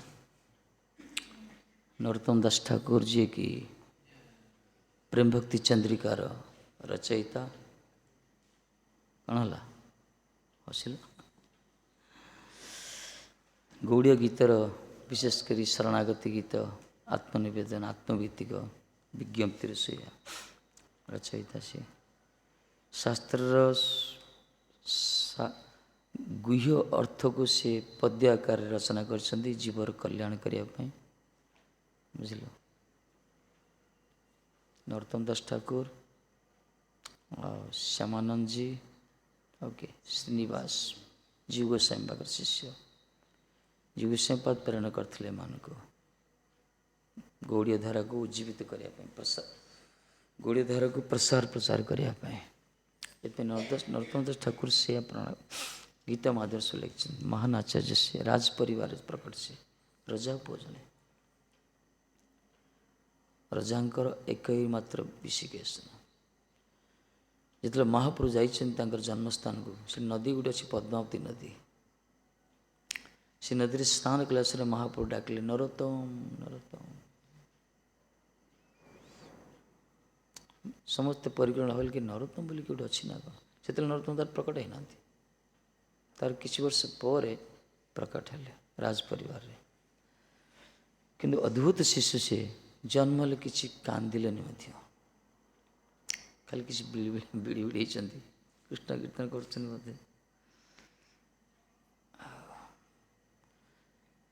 जिते से प्रकट हेले किसी खाइलेनि रजा को चिंता पड़ा बड़ विचित्र छुआ ये ମାତୃସ୍ତନ୍ୟ ବି ପାନ କଲେନି, ମାଆଙ୍କର ସ୍ତନ୍ୟପାନ ହିଁ କଲେନି। ରାଜପୁରୋହିତକୁ ଡକାଗଲା, ବଡ଼ ବଡ଼ ବିଦ୍ୱାନମାନଙ୍କୁ ଡକାଗଲା, ବିଶେଷ ସନ୍ଥ ମହାତ୍ମାଙ୍କୁ ବି ଡକାଗଲା। ସମସ୍ତ ସର୍ବସମ୍ମତି କ୍ରମେ ଏହା ଅନୁଗୃହୀତ ହେଲା। ସାଧୁମାନଙ୍କ ପରାମର୍ଶରେ ଦିଆଗଲା। ଯେତେବେଳେ ମାତୃସ୍ତନପାନ କଲେନି, କି ଗୋଟେ ମହାତ୍ମା କିଏ ଜଣେ ଥିଲେ, ଠାକୁରଙ୍କୁ ଚରଣାମୃତ ଦେଇଦେଲେ। ଯେ ଚରଣାମୃତ ଦେଇଛନ୍ତି, ସେ ପାଟି ଜୁହାରେ ଛୁଟିଆ ଛୁଚି ଲେହନ କରି ଖାଇଲେ। ଏଠି ବୁଝାଗଲା ଯେ ଠାକୁରଙ୍କ ପ୍ରସାଦ ହିଁ ପାଇବ। ସେଇ ଦିନଠୁ ରାଜା ଡିକ୍ଲେୟାର କଲେ ଅନ୍ତପୁରରେ, ଆକୁ କେବେ ହେଲେ କୌଣସି ଭଗବତ ଅନିବେଦିତ ବସ୍ତୁ ଦେବନି, ସବୁବେଳେ ଭଗବାନଙ୍କ ପ୍ରସାଦ ସେବନ କଲେ। ମାନେ ମାଆଙ୍କର ସ୍ତନ୍ୟପାନ ବି କରିନାହାନ୍ତି, ଠାକୁରଙ୍କ ଚରଣାମୃତ ପାଇଗଲେ। ଏ ସମ୍ଭବ କେମିତି? ଯେତେବେଳେ ମହାପ୍ରଭୁ ପଦ୍ମାବତୀ ନଦୀ ପାଖରେ ଉଦଣ୍ଡ ନୃତ୍ୟ କଲେ,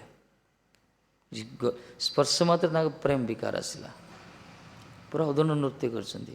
ଆଉ ସେଠି ଗୁପ୍ତରେ ସେ କ'ଣ କରୁଥିଲେ, ମହାପ୍ରଭୁ ତାଙ୍କର ଅନ୍ତରର ପ୍ରେମକୁ ଦେଇଦେଲେ ନଦୀକି, ଦେଇଦେଇଛନ୍ତି ସେଠି। କହିଲେ ତୁମେ ଏଇଟା ରଖିଥାଅ, ଯେତେବେଳେ ମୋର ପରିକର ଆସେ ତାକୁ ଦେବ। ନିତ୍ୟାନନ୍ଦ ନାହିଁ, ମହାପ୍ରଭୁ ତାଙ୍କ ଅନ୍ତର ଯେଉଁ ପ୍ରେମ ଯେଉଁ କୁହାଗଲା, ମହାପ୍ରଭୁଙ୍କ ପ୍ରେମର ପ୍ରକାଶ ହିଁ ନରୋତ୍ତମ ଦାସ ଠାକୁର। ଏଥିପାଇଁ ପ୍ରେମ ଭକ୍ତି ଚନ୍ଦ୍ରିକା ରଚିତ ଆସି। ଯେତେବେଳେ ନରୋତ୍ତମ ଦାସ ଠାକୁର ବୟପ୍ରାପ୍ତ ହେଲେ, ଯାଇଛନ୍ତି ସ୍ନାନ କରିବା ପାଇଁ ନଦୀରେ। ପ୍ରଥମ ଯେତେବେଳେ ନଦୀରେ ସ୍ନାନ କରିଛନ୍ତି, ସେତେବେଳେ ଯେ ନଦୀ ମହାପ୍ରଭୁଙ୍କ ଦ୍ୱାରା ଯେଉଁ ସଂରକ୍ଷିତ ଥିଲା ସେ ପ୍ରେମକୁ ସେ ପ୍ରଦାନ କରିଛନ୍ତି। ଏଇ ହେଉଛି ତାପରେ ଆଙ୍କର ବିକାଶ ହେଲା ଭକ୍ତିର, ବିଲକ୍ଷଣ ସ୍ୱଭାବ ପ୍ରକାଶିତ ହେଲା। ସେଇଠୁ ସେ ସବୁବେଳେ ଭାବ ବିହ୍ୱଳ ହେଇଗଲେ, ଗମ୍ଭୀର ହେଇଗଲେ, ସବୁବେଳେ ପ୍ରେମୋନ୍ମାଦ ହେଲେ। ତାଙ୍କର ବାଲ୍ୟ ଚପଳତା ହଜିଗଲା, ଅଦ୍ଭୁତ ରୂପ ତାଙ୍କର ଦର୍ଶନ, ବିଚିତ୍ର ଭାବ। ମହାରାଜ ତାଙ୍କ ପିତା ଜାଣିଦେଲେ ଇଏ ଘରେ ରହିବନି, ଜାଣିଦେଲେ। ଧୀରେ ଧୀରେ ତାଙ୍କର ପ୍ରଚାର ହେଇଛି। ଆଉ ମହାପ୍ରଭୁଙ୍କୁ ବି ସ୍ୱପ୍ନାଦେଶ ବି ତାଙ୍କର ବହୁତ ହେଇଛି, ଦର୍ଶନ ବି କରିଛନ୍ତି ସବୁ। ବୃନ୍ଦାବନ ତ ବାସ ହେଇଛି, ଯୋଗ ସାଇଁ ପାଦଙ୍କ ପାଖରେ ଅଧ୍ୟୟନ ବି ରତ, ସିଏ ଶିକ୍ଷିତ ବି ହେଇଛନ୍ତି। ସିଏ ହିଁ ଆମର ଗୌଡ଼ୀୟ ରାମଚନ୍ଦ୍ର ସଙ୍ଗମ ଆଗେ ନରୋତ୍ତମ ଦାସ, ତାଙ୍କରି କଥାରେ ପଡ଼ିକି ସେ ଇଏ ହେଇଗଲେ। ନରୋତ୍ତମ ଦାସ ଠାକୁରଙ୍କର ଗୋଟେ ପଦରେ ରାମଚନ୍ଦ୍ର ଯିଏ ଯୁବରାଜ ଯିଏ ବାହା ପାଇଁ ଯାଉଥିଲେ, ବିବାହ କରିବା ପାଇଁ ଯାଉଥିଲେ, ଶ୍ରୀହଟ୍ଟି ଗୋଟେ ଜାଗା ଅଛି ନା, ଶ୍ରୀଖଣ୍ଡ, ସେଠି ବଗିଚାରେ ନରୋତ୍ତମ ଦାସ ଠାକୁର ଆଉ ଗୋଟେ କିଏ କବିରାଜ ପାଦ କିଏ ଦୁଇ ଜଣ ଅଛନ୍ତି, କଥୋପକଥନ ହେଉଛନ୍ତି। ଶ୍ରୀନିବାସ ଅଛନ୍ତି କିଏ ନା, ହଁ ଶ୍ରୀନିବାସ ଜୀ ବୋଧେ। ଏହି ସମୟରେ ଯୁବରାଜ ଗୋଟେ ସବାରରେ ଯାଉଛନ୍ତି, ହାତୀ ଘୋଡ଼ା ସବୁ ଯାଉଛନ୍ତି, ସବୁ ବିବାହ କରିବା ପାଇଁ ଯିବେ, ବରବେଶରେ ଯାଉଛନ୍ତି। ସେମାନେ ମଧ୍ୟାହ୍ନ ଭୋଜନ କରିବା ପାଇଁ ସେଇଠି ରହିଲେ। ସେଠି ପୋଖରୀ ଅଛି, ପୁଷ୍କରିଣୀ ଅଛି, ଚବୁତରା ଅଛି, ବିରାଟ ଗୋଟେ ବନାନୀ ଅଛି। ତାହାର ସେ ସୌମ୍ୟ ରୂପକୁ ଦେଖି ନରୋତ୍ତମ ଠାକୁର କହୁଛନ୍ତି, ଆହା, ଏଇ ରୂପ ଯଦି ଶ୍ୟାମସୁନ୍ଦରଙ୍କ ସେବାରେ ଲାଗିଥାନ୍ତା, ଦେଖ ମରିବା ପାଇଁ ଯାଉଛି, ଏତେ ସୁନ୍ଦର ସୌମ୍ୟ ବପୁ ଯାଉଛି ସଂସାର ଅନୁରେ ପ୍ରବେଶ କରିବା ପାଇଁ ନା, ଯଦି ଏଇ ପ୍ରକାର ସୌମ୍ୟ ବପୁ ଯଦି ଶ୍ୟାମସୁନ୍ଦରଙ୍କ ସେବାରେ ଲାଗିଥାନ୍ତା, ତାର ମହତ୍ଵ ବହୁତ, ସୌନ୍ଦର୍ଯ୍ୟ ଆହୁରି ଅଭିବୃଦ୍ଧି ହେଇଥାନ୍ତା। ଗୋଟେ ପଦରେ ସେ ଯୁବରାଜ ଶୁଣିଗଲେ, ଆସି ଚରଣ ତଳେ ପଡ଼ିଗଲେ, ସବାରି ଫେରେଇ ଦେଲେ, ବାପାଙ୍କୁ ପ୍ରଣାମ କରିଲେ, ମୁଁ ଯିବିନି, ମୋର ହେଇଗଲା। ଗୋଟେ ପଦରେ ସେ ବ୍ୟାକ୍ ହେଲେ, ଆସି ଆଙ୍କ ପାଖରେ ରହିଗଲେ। ଏଥିପାଇଁ କହିଲେ ନରୋତ୍ତମ ଦାସ କହେ, ରାମଚନ୍ଦ୍ର ସଙ୍ଗ ମାଗେ ନରୋତ୍ତମ ଦାସ। ଅନୁଗତ ଥିଲେ ତାଙ୍କର, ସରିଲା ତାଙ୍କ ସଂସାର। ସେଠୁ ଗଲେନି ଆଉ, ବେଶ ଉତାରି ଦେଲେ, ବାହାର କରିଦେଲେ, କଷା ଗୋପନୀ ପିନ୍ଧିଲେ, ସେଇଠି ଆରମ୍ଭ ହେଇଗଲା ଦୀକ୍ଷା, ସେଇଠି ହରିନାମ, ସେଇଠି ତ୍ୟାଗୀ ହେଇଗଲେ। କି ପ୍ରକାର ତାଙ୍କର ଶକ୍ତି, କି ପ୍ରକାର ତାଙ୍କର ସ୍ୱୀକୃତି ଦେଖ, ସଂଯୋଗ କେମିତି ଗୁରୁ ଶିଷ୍ୟଙ୍କର। ଏତେ ଶକ୍ତି ଥିଲା ନରୋତ୍ତମ ଦାସ ଠାକୁରଙ୍କର। ତାଙ୍କ ଗୀତ ଯାହା ଦେଖୁନ, ପ୍ରେମ ଭକ୍ତି ଚନ୍ଦ୍ରିକା ସେ ସମୟରେ 2 ପଇସା ଥିଲା, ଏବେ ତ ନାହିଁ, ସେ ସମୟରେ। ଆଚାର୍ଯ୍ୟ କହୁଛନ୍ତି ସେ ବେଶୀ ଭଜନରେ ଅଗ୍ରସର ହେବା ପାଇଁ ବେଶୀ କିଛି ଦରକାର ନାହିଁ, 2 ପଇସାରେ ସେଇ ପ୍ରେମ ଭକ୍ତି ଚନ୍ଦ୍ରର ନିତ୍ୟ ପାଠ କର। ନରୋତ୍ତମ ଦାସ ଠାକୁରଙ୍କର ସେଇ ନିତ୍ୟ ପାଠ କର, ତାର ଅର୍ଥକୁ ବୁଝ, ଖାଲି ପାଠ ହିଁ କର। ଏ ଯେଉଁ ଶ୍ରୀ ଗୁରୁ ଚରଣ ପଦ୍ମଜ କୀର୍ତ୍ତନ କରୁଛେ ତାଙ୍କରି ନା, ଲୋକନାଥ ଜୀବେର ଜୀବନ, ଲୋକନାଥ ଗୋସାଇଁଙ୍କ ଶିଷ୍ୟ ସେ, ସେଥିପାଇଁ ଲୋକନାଥ ଜୀବର ଜୀବନ କହିଲେ। ସେ ଗୁରୁନିଷ୍ଠା ତାଙ୍କର ସେମିତି ଥିଲା। ଗୋଟେ ଗୋଟେ ଶବ୍ଦର ଅର୍ଥ ବୁଝିପାରିବାନି। ଗୋଟେ ମହାତ୍ମା ଥିଲେ, ଗୋଟେ ଶିକ୍ଷିତ ପିଲା ଗୋଟେ ଗଲା, ପାଠଶାଠ ପଢ଼ୁଛି, ଗୁରୁଦେବ ତାକୁ ଚଟି ବହିଟି ଦେଇଦେଲେ, ପ୍ରେମ ଭକ୍ତି ଚନ୍ଦିଗଡ଼ା, ଏଇଟା ପାଠ କର। ସେ ପଢ଼ିଦେଲା। ପ୍ରଥମେ ଇଏ ଯାଇ କହୁଛି, ମହାରାଜ ମୁଁ ବହୁତ ପାଠ ପଢ଼ିଛି, ପିଜି କରିଛି ବା ଡକ୍ଟର କରିଛି, ଯାହା ବି କରୁଛି। ଶିକ୍ଷିତ ପିଲା ଗୋଟେ ସୁନ୍ଦର। ଗୁରୁଦେବ କହିଲେ ହଉ ଠିକ୍ ଅଛି, ବହୁତ ଭଲ ଭଲ ଭଲ, ଏଇଟା ତୁ ପାଠ କର। 2-4 ଦିନ ପରେ ଗୁରୁଦେବ ପଚାରିଲେ ପଢ଼ିଛ? ହଁ ମା ପଢ଼ିଦେଲି। ଆଉ ଥରେ ପଚାରିଲେ ପଢ଼ିଛ? ହଁ ପଢ଼ିଦେଲି। ଶେଷରେ ଏ ଶିଷ୍ୟଟା ଭାବିଲା, ଭଲ ଗୁରୁଦେବ ତ, ମୁଁ ତ କହିଲି ଭାଇ ମୁଁ ଏତେ ପାଠ ପଢ଼ିକି ଆଇଛି, ଏ 4 ଧାଡ଼ି 7, 8, 10, 12ଟା ଗୀତ ସବୁ ଲେଖା ହେଇଛି, ଗୋଟେ ଅଧୁରା ତ ପଢ଼ିଦେଲି। ମୁଁ ବାରମ୍ବାର ପଢ଼ିଛ କ'ଣ କହୁଛନ୍ତି? ଚିନ୍ତନ ଦେଖ, ପାଠ ପଢ଼ିଛି ନା, ଜଡ଼ ବିଦ୍ୟାରେ ବେଶୀ ରହିଛି, ତା'ର ଅଭିମାନ ରହିଯାଇଛି, କିଛି ଗୋଟେ କରୁଛି ସେ ଭାବୁଛି। ଗୁରୁଦେବ କିନ୍ତୁ ବୃଦ୍ଧ ମହାତ୍ମା ଇଏ ଜାଣିବ କ'ଣ ଗୁରୁଙ୍କର ମହତ୍ଵ କେତେ? ଏ ବାରମ୍ବାର ପଚାରୁଛନ୍ତି। ଶେଷରେ ସେ କହିଲେ, ବାବା ଆପଣ, ମୁଁ କହିଲି ପରା ପଢ଼ି ଦେଇଛି, କେତେ ବହି କେତେ ବଡ଼ ବଡ଼ ମନେ ରଖିଦେଇଛି ପାଠ, ଏବେ ପଚାରିଲେ ପାଠ କଥା କହିଦିଏ ମୁଁ, ଏଇଟା ସବୁ ପୁରା ମୁଖ ଏ ଗୀତ ଘୁଷି ଦେଇଛି। ଏ ପଚାରିଲା, ସେ ଶ୍ରୀଗୁରୁ ଚରଣ ପଦ୍ମ କେବଳ ଭକତି ସଦ୍ମ ବନ୍ଦମୟ ସାବଧାନ ମତେ, ଆର ଅର୍ଥଟା ବିତ୍ତୁତି କରନ୍ତୁ। ଅର୍ଥଟା କହିଦେଲା ସେ ଶ୍ରୀଗୁରୁ ଚରଣ ଲେଖାଯାଇ ଅର୍ଥ, ଶ୍ରୀଗୁରୁଙ୍କ ଚରଣ କମଳ ଭକ୍ତିର ଆଶ୍ରୟ ସାବଧାନରେ ବନ୍ଦନା କରିବ। କିନ୍ତୁ ତାପରେ ଗୁରୁଦେବ ଯେଉଁ ପ୍ରକାର ଅର୍ଥ ବ୍ୟାଖ୍ୟା କଲେ, ଇଏ ସେଠି ଲଥ୍ ହେଇକି ବସି ପଡ଼ିଲା। କହିଲେ ଏତେ ଆର ଗଭୀର ରହସ୍ୟ ଅଛି। ମାନେ ଗୋଟେ ଗୋଟେ ପଦରେ ଗୁରୁଦେବ କ'ଣ କଲେ, ସବୁ ଶାସ୍ତ୍ର ସାରାଂଶ ଆଣି ରଖିଲେ ସେଇଠି। ଆମ ଶାସ୍ତ୍ର ଏତେ ସୁନ୍ଦର, ଯେଉଁମାନେ ସମର୍ଥବାନ ନା, ସେମାନେ ଦେଖିବେ ଗୋଟିଏ ଉପସ୍ଥାପନା ଯେତେବେଳେ କରିବେ ଗୋଟିଏ ଶ୍ଲୋକର ଅର୍ଥକୁ, ସବୁ ଶାସ୍ତ୍ରକୁ ସେଠି ସଂଗ୍ରହ କରି ନେଇ ଆସିବେ। ନହେଲେ ପ୍ରଭୁପାଦ ଜନ୍ମାଦେଶ ଶ୍ଲୋକ ଗୋଟେ ମାସେ କାହିଁ ଲେକ୍ଚର କଲେ? ଜନ୍ମାଦେଶ ଶ୍ଲୋକଟା ଗୋଟେ ମାସେ ଖାଲି ବର୍ଣ୍ଣନା କଲେ, ଗୋଟେ ଶ୍ଲୋକକୁ ସମ୍ପୂର୍ଣ୍ଣ ଭାଗବତ ସେ ଭିତରେ ଆସିଗଲା। ସମର୍ଥବାନ ସେମାନେ, ମହାପ୍ରଭୁଙ୍କ ପରିକର, ରାଧାୟଣଙ୍କ କୃପା ପାତ୍ର। ଗୁରୁଦେବ ସେମିତି ଥିଲେ। ଏ ବିଚାର ସେ ଶବ୍ଦକୋଷ କେ ଶୁଣୁନଥିଲା, ମାନେ ଏତେ ସୁନ୍ଦର, ଏତେ ସାବଲୀଳା ଭାବରେ ସେ ଅର୍ଥ ପ୍ରକାଶ କଲେ। ଶ୍ରୀଗୁରୁଙ୍କ ଚରଣ କମଲ ହିଁ ହେଉଛି, ତାର ତ ଶ୍ରୀଗୁରୁଙ୍କର ସ୍ୱରୂପଟା ହିଁ ହେଉଛି, ବା ଗୁରୁ ତତ୍ତ୍ୱ ହିଁ ହେଉଛି ପାରମାର୍ଥିକ ଜଗତର ମୂଳ କୁହାଗଲା। ପାରମାର୍ଥିକ ଜଗତର, ଆଧ୍ୟାତ୍ମିକ ଜଗତର ମୂଳ ହେଉଛି ଏଇଟା। ଏଇଠୁ ସବୁକିଛି ଆରମ୍ଭ। ଏଇ ସବୁକିଛି ତ ଶ୍ରୀକୃଷ୍ଣଙ୍କର ନାମ, ରୂପ, ଗୁଣ, ଲୀଳା, ତାଙ୍କର ସୌନ୍ଦର୍ଯ୍ୟ, ସୌଷ୍ଠବ ଜାତି ସବୁ ରହିଛି, ତାଙ୍କର ସୁରସ, ଏ ସବୁକିଛି ସନ୍ନିହିତ ହେଉଛି ଗୁରୁଚରଣ କମଳରୁ ଆରମ୍ଭ ହୁଏ। ଯେଉଁମାନେ ବାସ୍ତବରେ ଆଶ୍ରିତ ହେଉଛନ୍ତି, ସେମାନଙ୍କର କୃପାରୁ, ସେ ମହତ୍ କୃପାରୁ ଧୀରେ ଧୀରେ ଜଣେ ପ୍ରବେଶ କରିପାରିବ। ଖାଲି ବୁଦ୍ଧିଟାକୁ ଲଗେଇକିରି ଅର୍ଥଟାକୁ ବୁଝିଲେ ହେବନି, ତାକୁ ପ୍ରାକ୍ଟିକାଲି କରିବା ଦରକାର। ମୂଳ ଅର୍ଥ ସେ ବୁଝେଇଲେ। ତାପରେ ସେ ଶିଷ୍ୟର ଯେଉଁ ଅହଙ୍କାର ଥିଲା ନା, ମେଞ୍ଚେ ପାଠ ପଢ଼ିଛି, ବହୁତ ମୁଁ ଜାଣିଛି, ଏଇ 2-4 ପଦ କ'ଣ ଘୁଷିଆ, ସେ ସେଇଠୁ ଅହଙ୍କାର ଭୁଲିଲା, ସେଇଠୁ ପୁରା ଶରଣାଗତ ହେଇଗଲା, ଗୁରୁଙ୍କର ପ୍ରତ୍ୟେକଟା ବାକ୍ୟ ପାଳନ କଲା। କହିବାର ଥିଲା, ଆଚାର୍ଯ୍ୟମାନଙ୍କର ଯେଉଁ ଗୋଟେ ଗୋଟେ ଶବ୍ଦ ନା, ସେଇଟା ବେଶୀ କ୍ରିୟମାଣ ହୋଇଥାଏ। ଆମେ ବୁଦ୍ଧିକୁ ପ୍ରୟୋଗ କରି ବିଭିନ୍ନ ପ୍ରକାର ଟୀକା ଟିପ୍ପଣୀ ଦେଇକି କହିପାରିବା, ବର୍ଣ୍ଣନା କରିପାରିବା, ଲେଖିଦେଇପାରିବା, ସେଥିରେ କିଛି ମୂଲ୍ୟ ନାହିଁ। କିନ୍ତୁ ଯେଉଁମାନେ ପ୍ରାମାଣିକ ସନ୍ଥ, ଯେଉଁମାନେ ଅନୁଭବୀ ସନ୍ଥ, ଯେଉଁମାନେ ବିଶେଷ କରି ଗୁରୁଗତ ଶିଷ୍ୟ ପରିଶ୍ରମରେ ସଦ୍ଗୁରୁ ପ୍ରତିଷ୍ଠିତ ହୋଇଥାନ୍ତି, ସେମାନଙ୍କ ମୁଖ ନିଶ୍ଚିତ ବାଣୀ, ସେମାନଙ୍କର ବ୍ୟାଖ୍ୟା, ବାସ୍ତବରେ ସେଇଟା ହିଁ ପ୍ରକୃତ ଟୀକା କୁହାଗଲା। ସେଇଟା ହିଁ ଟୀକା ଗଲା। ବିଶ୍ୱନାଥ ପାଦଙ୍କର ଅନୁଗତ ଥିଲେ ବଳଦେବ ବିଦ୍ୟାଭୂଷଣ, ଏଥିପାଇଁ ବେଦାନ୍ତ ଗୌଡ଼ୀୟ ଲେଖିପାରିଲେ, ସିଏ ତାଙ୍କ କୃପାରୁ ଲେଖିପାରିଲେ। ଏପରିକି ଗୁରୁନିଷ୍ଠ ଥିଲେ ବୋଲି ଗୋବିନ୍ଦଜୀ ନିଜେ ଆସି ଲେଖିକି ପଳେଇଲା, ଗୋଟେ ରାତି ଭିତରେ ଆମର ଟୀକା ଲେଖା ହେଇଗଲା। ଆମର ଯେଉଁ ଭାଷ୍ୟ, ଗୌଡ଼ୀୟ ଭାଷ୍ୟ ନଥିଲା ନା, ଅନ୍ୟ ସମ୍ପ୍ରଦାୟ ଭାଷ୍ୟ ଥିଲା ସବୁ, କିନ୍ତୁ ଆମରି ଭାଷ୍ୟ ନଥିଲା। ଯଦି ବଳଦେବ ବିଦ୍ୟାଭୂଷଣ ନଥାନ୍ତେ, ତାହେଲେ ଗୌଡ଼ୀୟ ଧର୍ମକୁ ଗୋଟେ ଧର୍ମ ବୋଲି କିଏ କହିନଥାନ୍ତା ଆଜି। ସବୁ ଭାଷ୍ୟ, ଶଙ୍କରଙ୍କର ଭାଷ୍ୟ ଅଛି, ଶ୍ରୀ ଭାଷ୍ୟ ଅଛି, ସବୁ ଭାଷ୍ୟ ରହିଛି, ଆମର ବେଦାନ୍ତର ଭାଷ୍ୟ ନଥିଲା। ଗୋଟିଏ ରାତି ଭିତରେ ଲେଖା ହେଇଛି। ଜୟପୁର ଗୋବିନ୍ଦ ନିଜେ ଲେଖିଲେ, ଛାଟିଫାଟି କଲେ। ଏହା ସବୁ ଗୁରୁ କୃପା। ବିଶ୍ୱନାଥ ପାଦ କହିଲେ ବୃଦ୍ଧ ଅବସ୍ଥାରେ, ତମେ ଯାଅ ବୋଲି କହିଥିଲେ, ଆଦେଶକୁ ପାଳନ କରିଥିଲେ, ସେମିତି ହେଇଗଲା। କହିବା ଅର୍ଥ ହେଲା, ଏ ମାର୍ଗ ଏ ପ୍ରକାର, ଶାସ୍ତ୍ରର ଅର୍ଥ ସେଠି ପ୍ରକାଶିତ ହେବ। ଯସ୍ୟ ଦେବେ ପରାଭକ୍ତି ଯଥା ଦେବେ ତଥା ଗୁରୁ ତସ୍ୟତେ कथित ही अर्थ प्रकाशन्ते महात्मन। भगवान प्रति जो पूरा श्रद्धा भक्ति निष्ठा प्रीति रही तदनुरूप गुरु प्रति श्रद्धा भक्ति प्रीति निष्ठा जदि रही से कृपारू तांकरी शास्त्र अर्थ ता भीतर प्रकट हो। बुद्धि के आश्रय के करवा कि हेनी ये बुद्धि भ्रंश हो बुद्धि भ्रंश बुद्धि तो नष्ट हो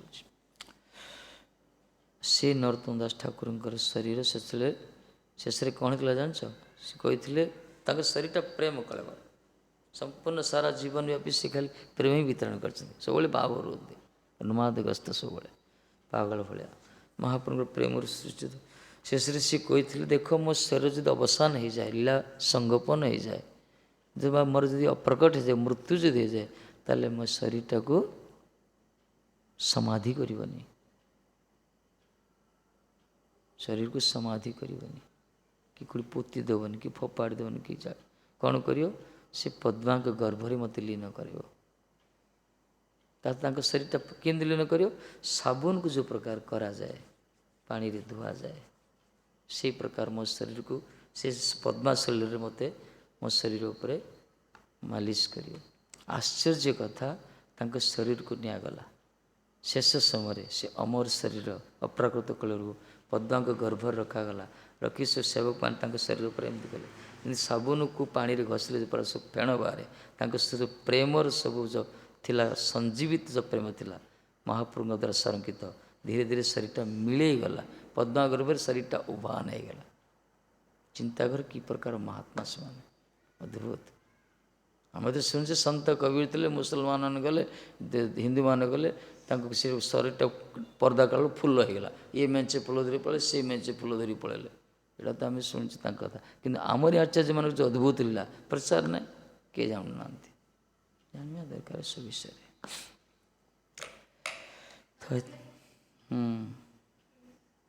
English no today no mood ये खाली इंग्लिश श्री राधे नरोत्तम दास ठाकुर कीर्तन करी आज दिए गोटे बही दिए ये तो खाली भक्ति ठाकुर संग्रह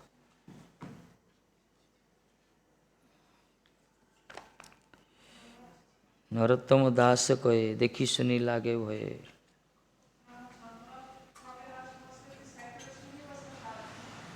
हाँ हाँ श्रीनिवास ठाकुर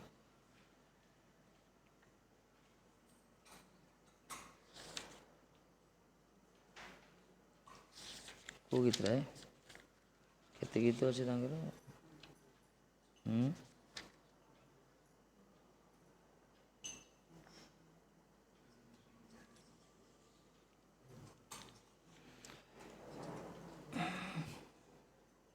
कौन गृहबा बने थक हा गौरांग बोले डाक नरोत्तम मागे तार संग वाह नरोत्तम दास कन नागेल मरी हाँ बढ़िया सब तो नरोत्तम ठाकुर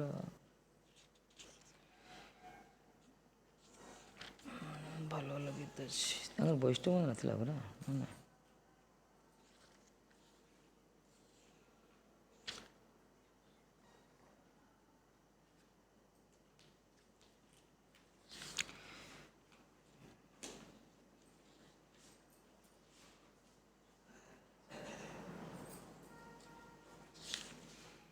निताई पद कमला कोटि चंद्र सुशीतल जे छाया जगत जुड़ाय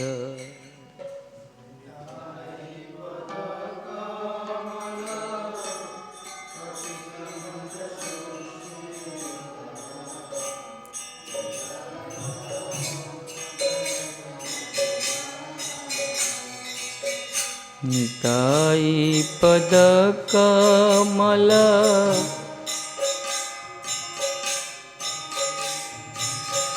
जे छाया जगत जुड़ाय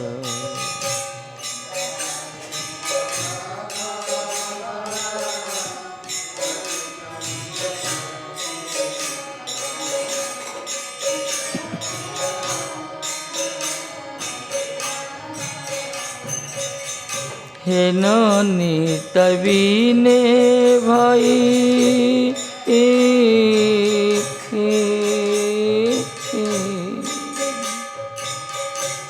হেন নিতাই বিনে ভাই রাধা কৃষ্ণ পাইতে নাই হেন নিতাই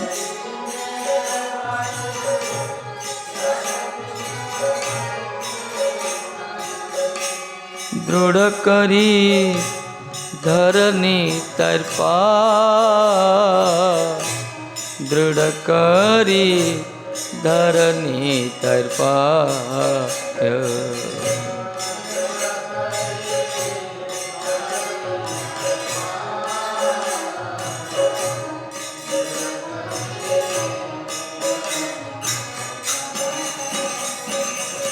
निताई पद कमल कोटि चंद्र सुशीतल जया जगत जड़ा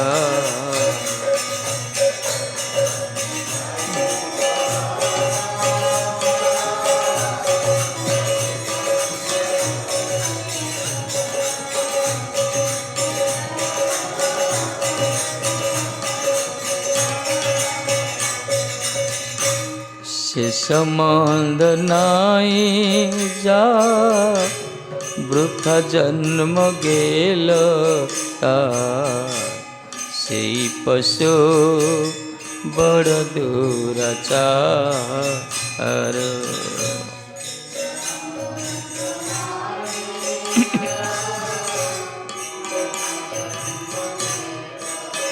जय निताय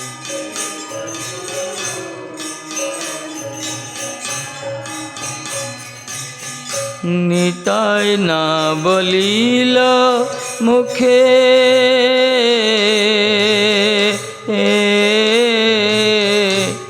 निताय ना बोलिल मुखे मजिल संसार सुखे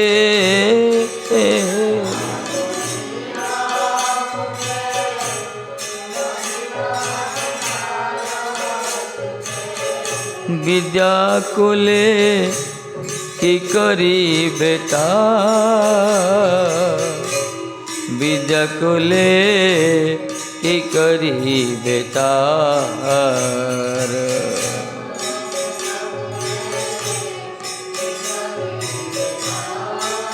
जय हो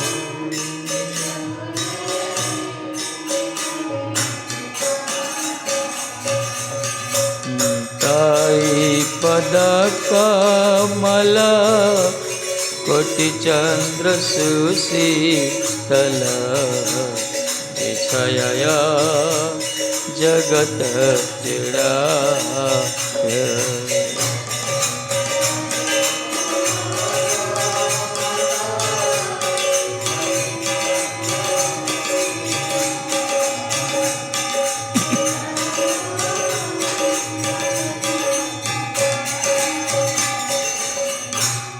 अहंकार मत हया निताय पद पासरिया असत्य रे सत्य करी माने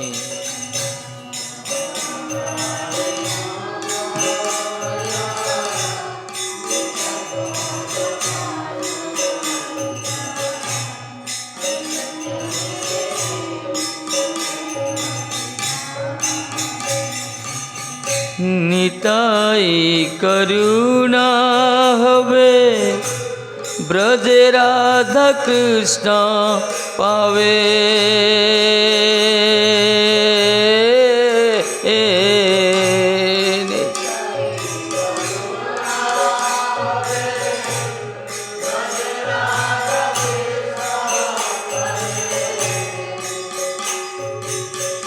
भजता चरण दुखा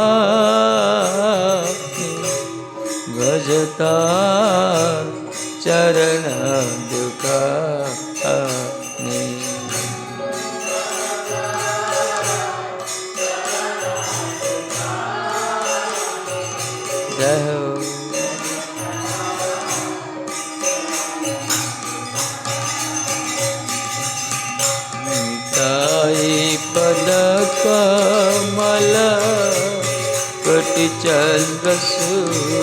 शीतल छाया जगत जुड़ा।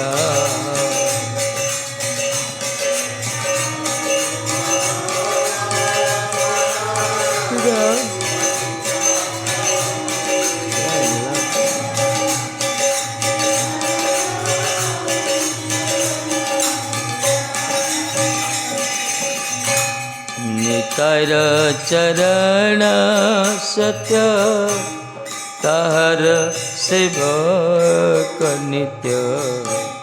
निताय पद सदा कर आस।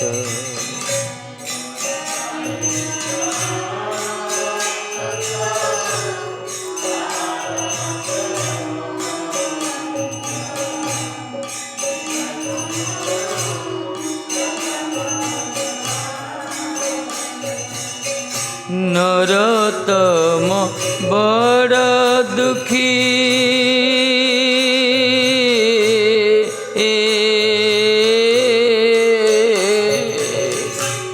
नरोत्तम बड़ दुखी निताय मोरे कर सुखी।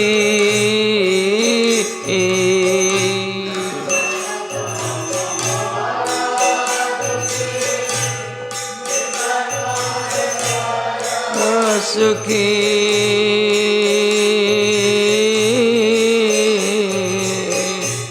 रख रंगा चरणेर पास। रख रंगा चरणेर पास। रख रंगा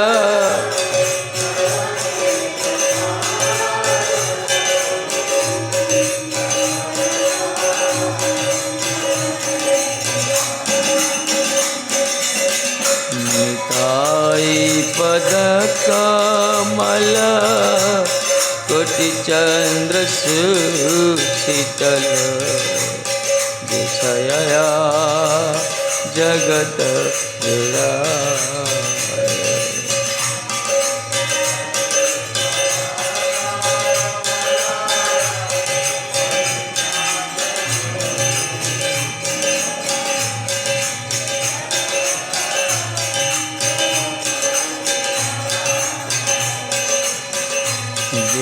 छाया जगत जुड़ा।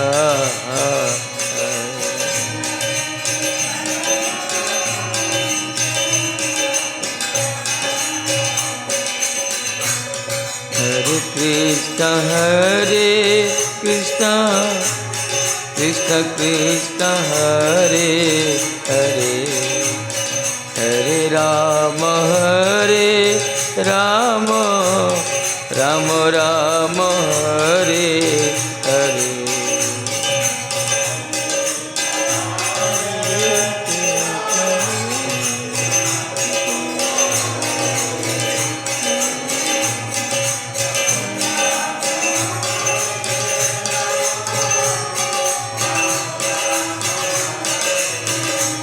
हरे कृष्ण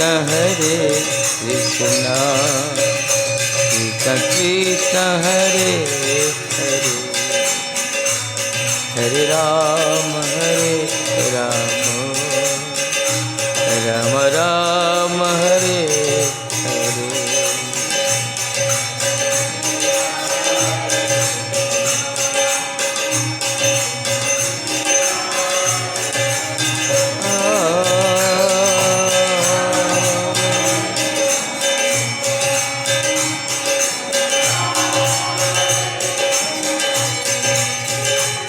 हरे कृष्ण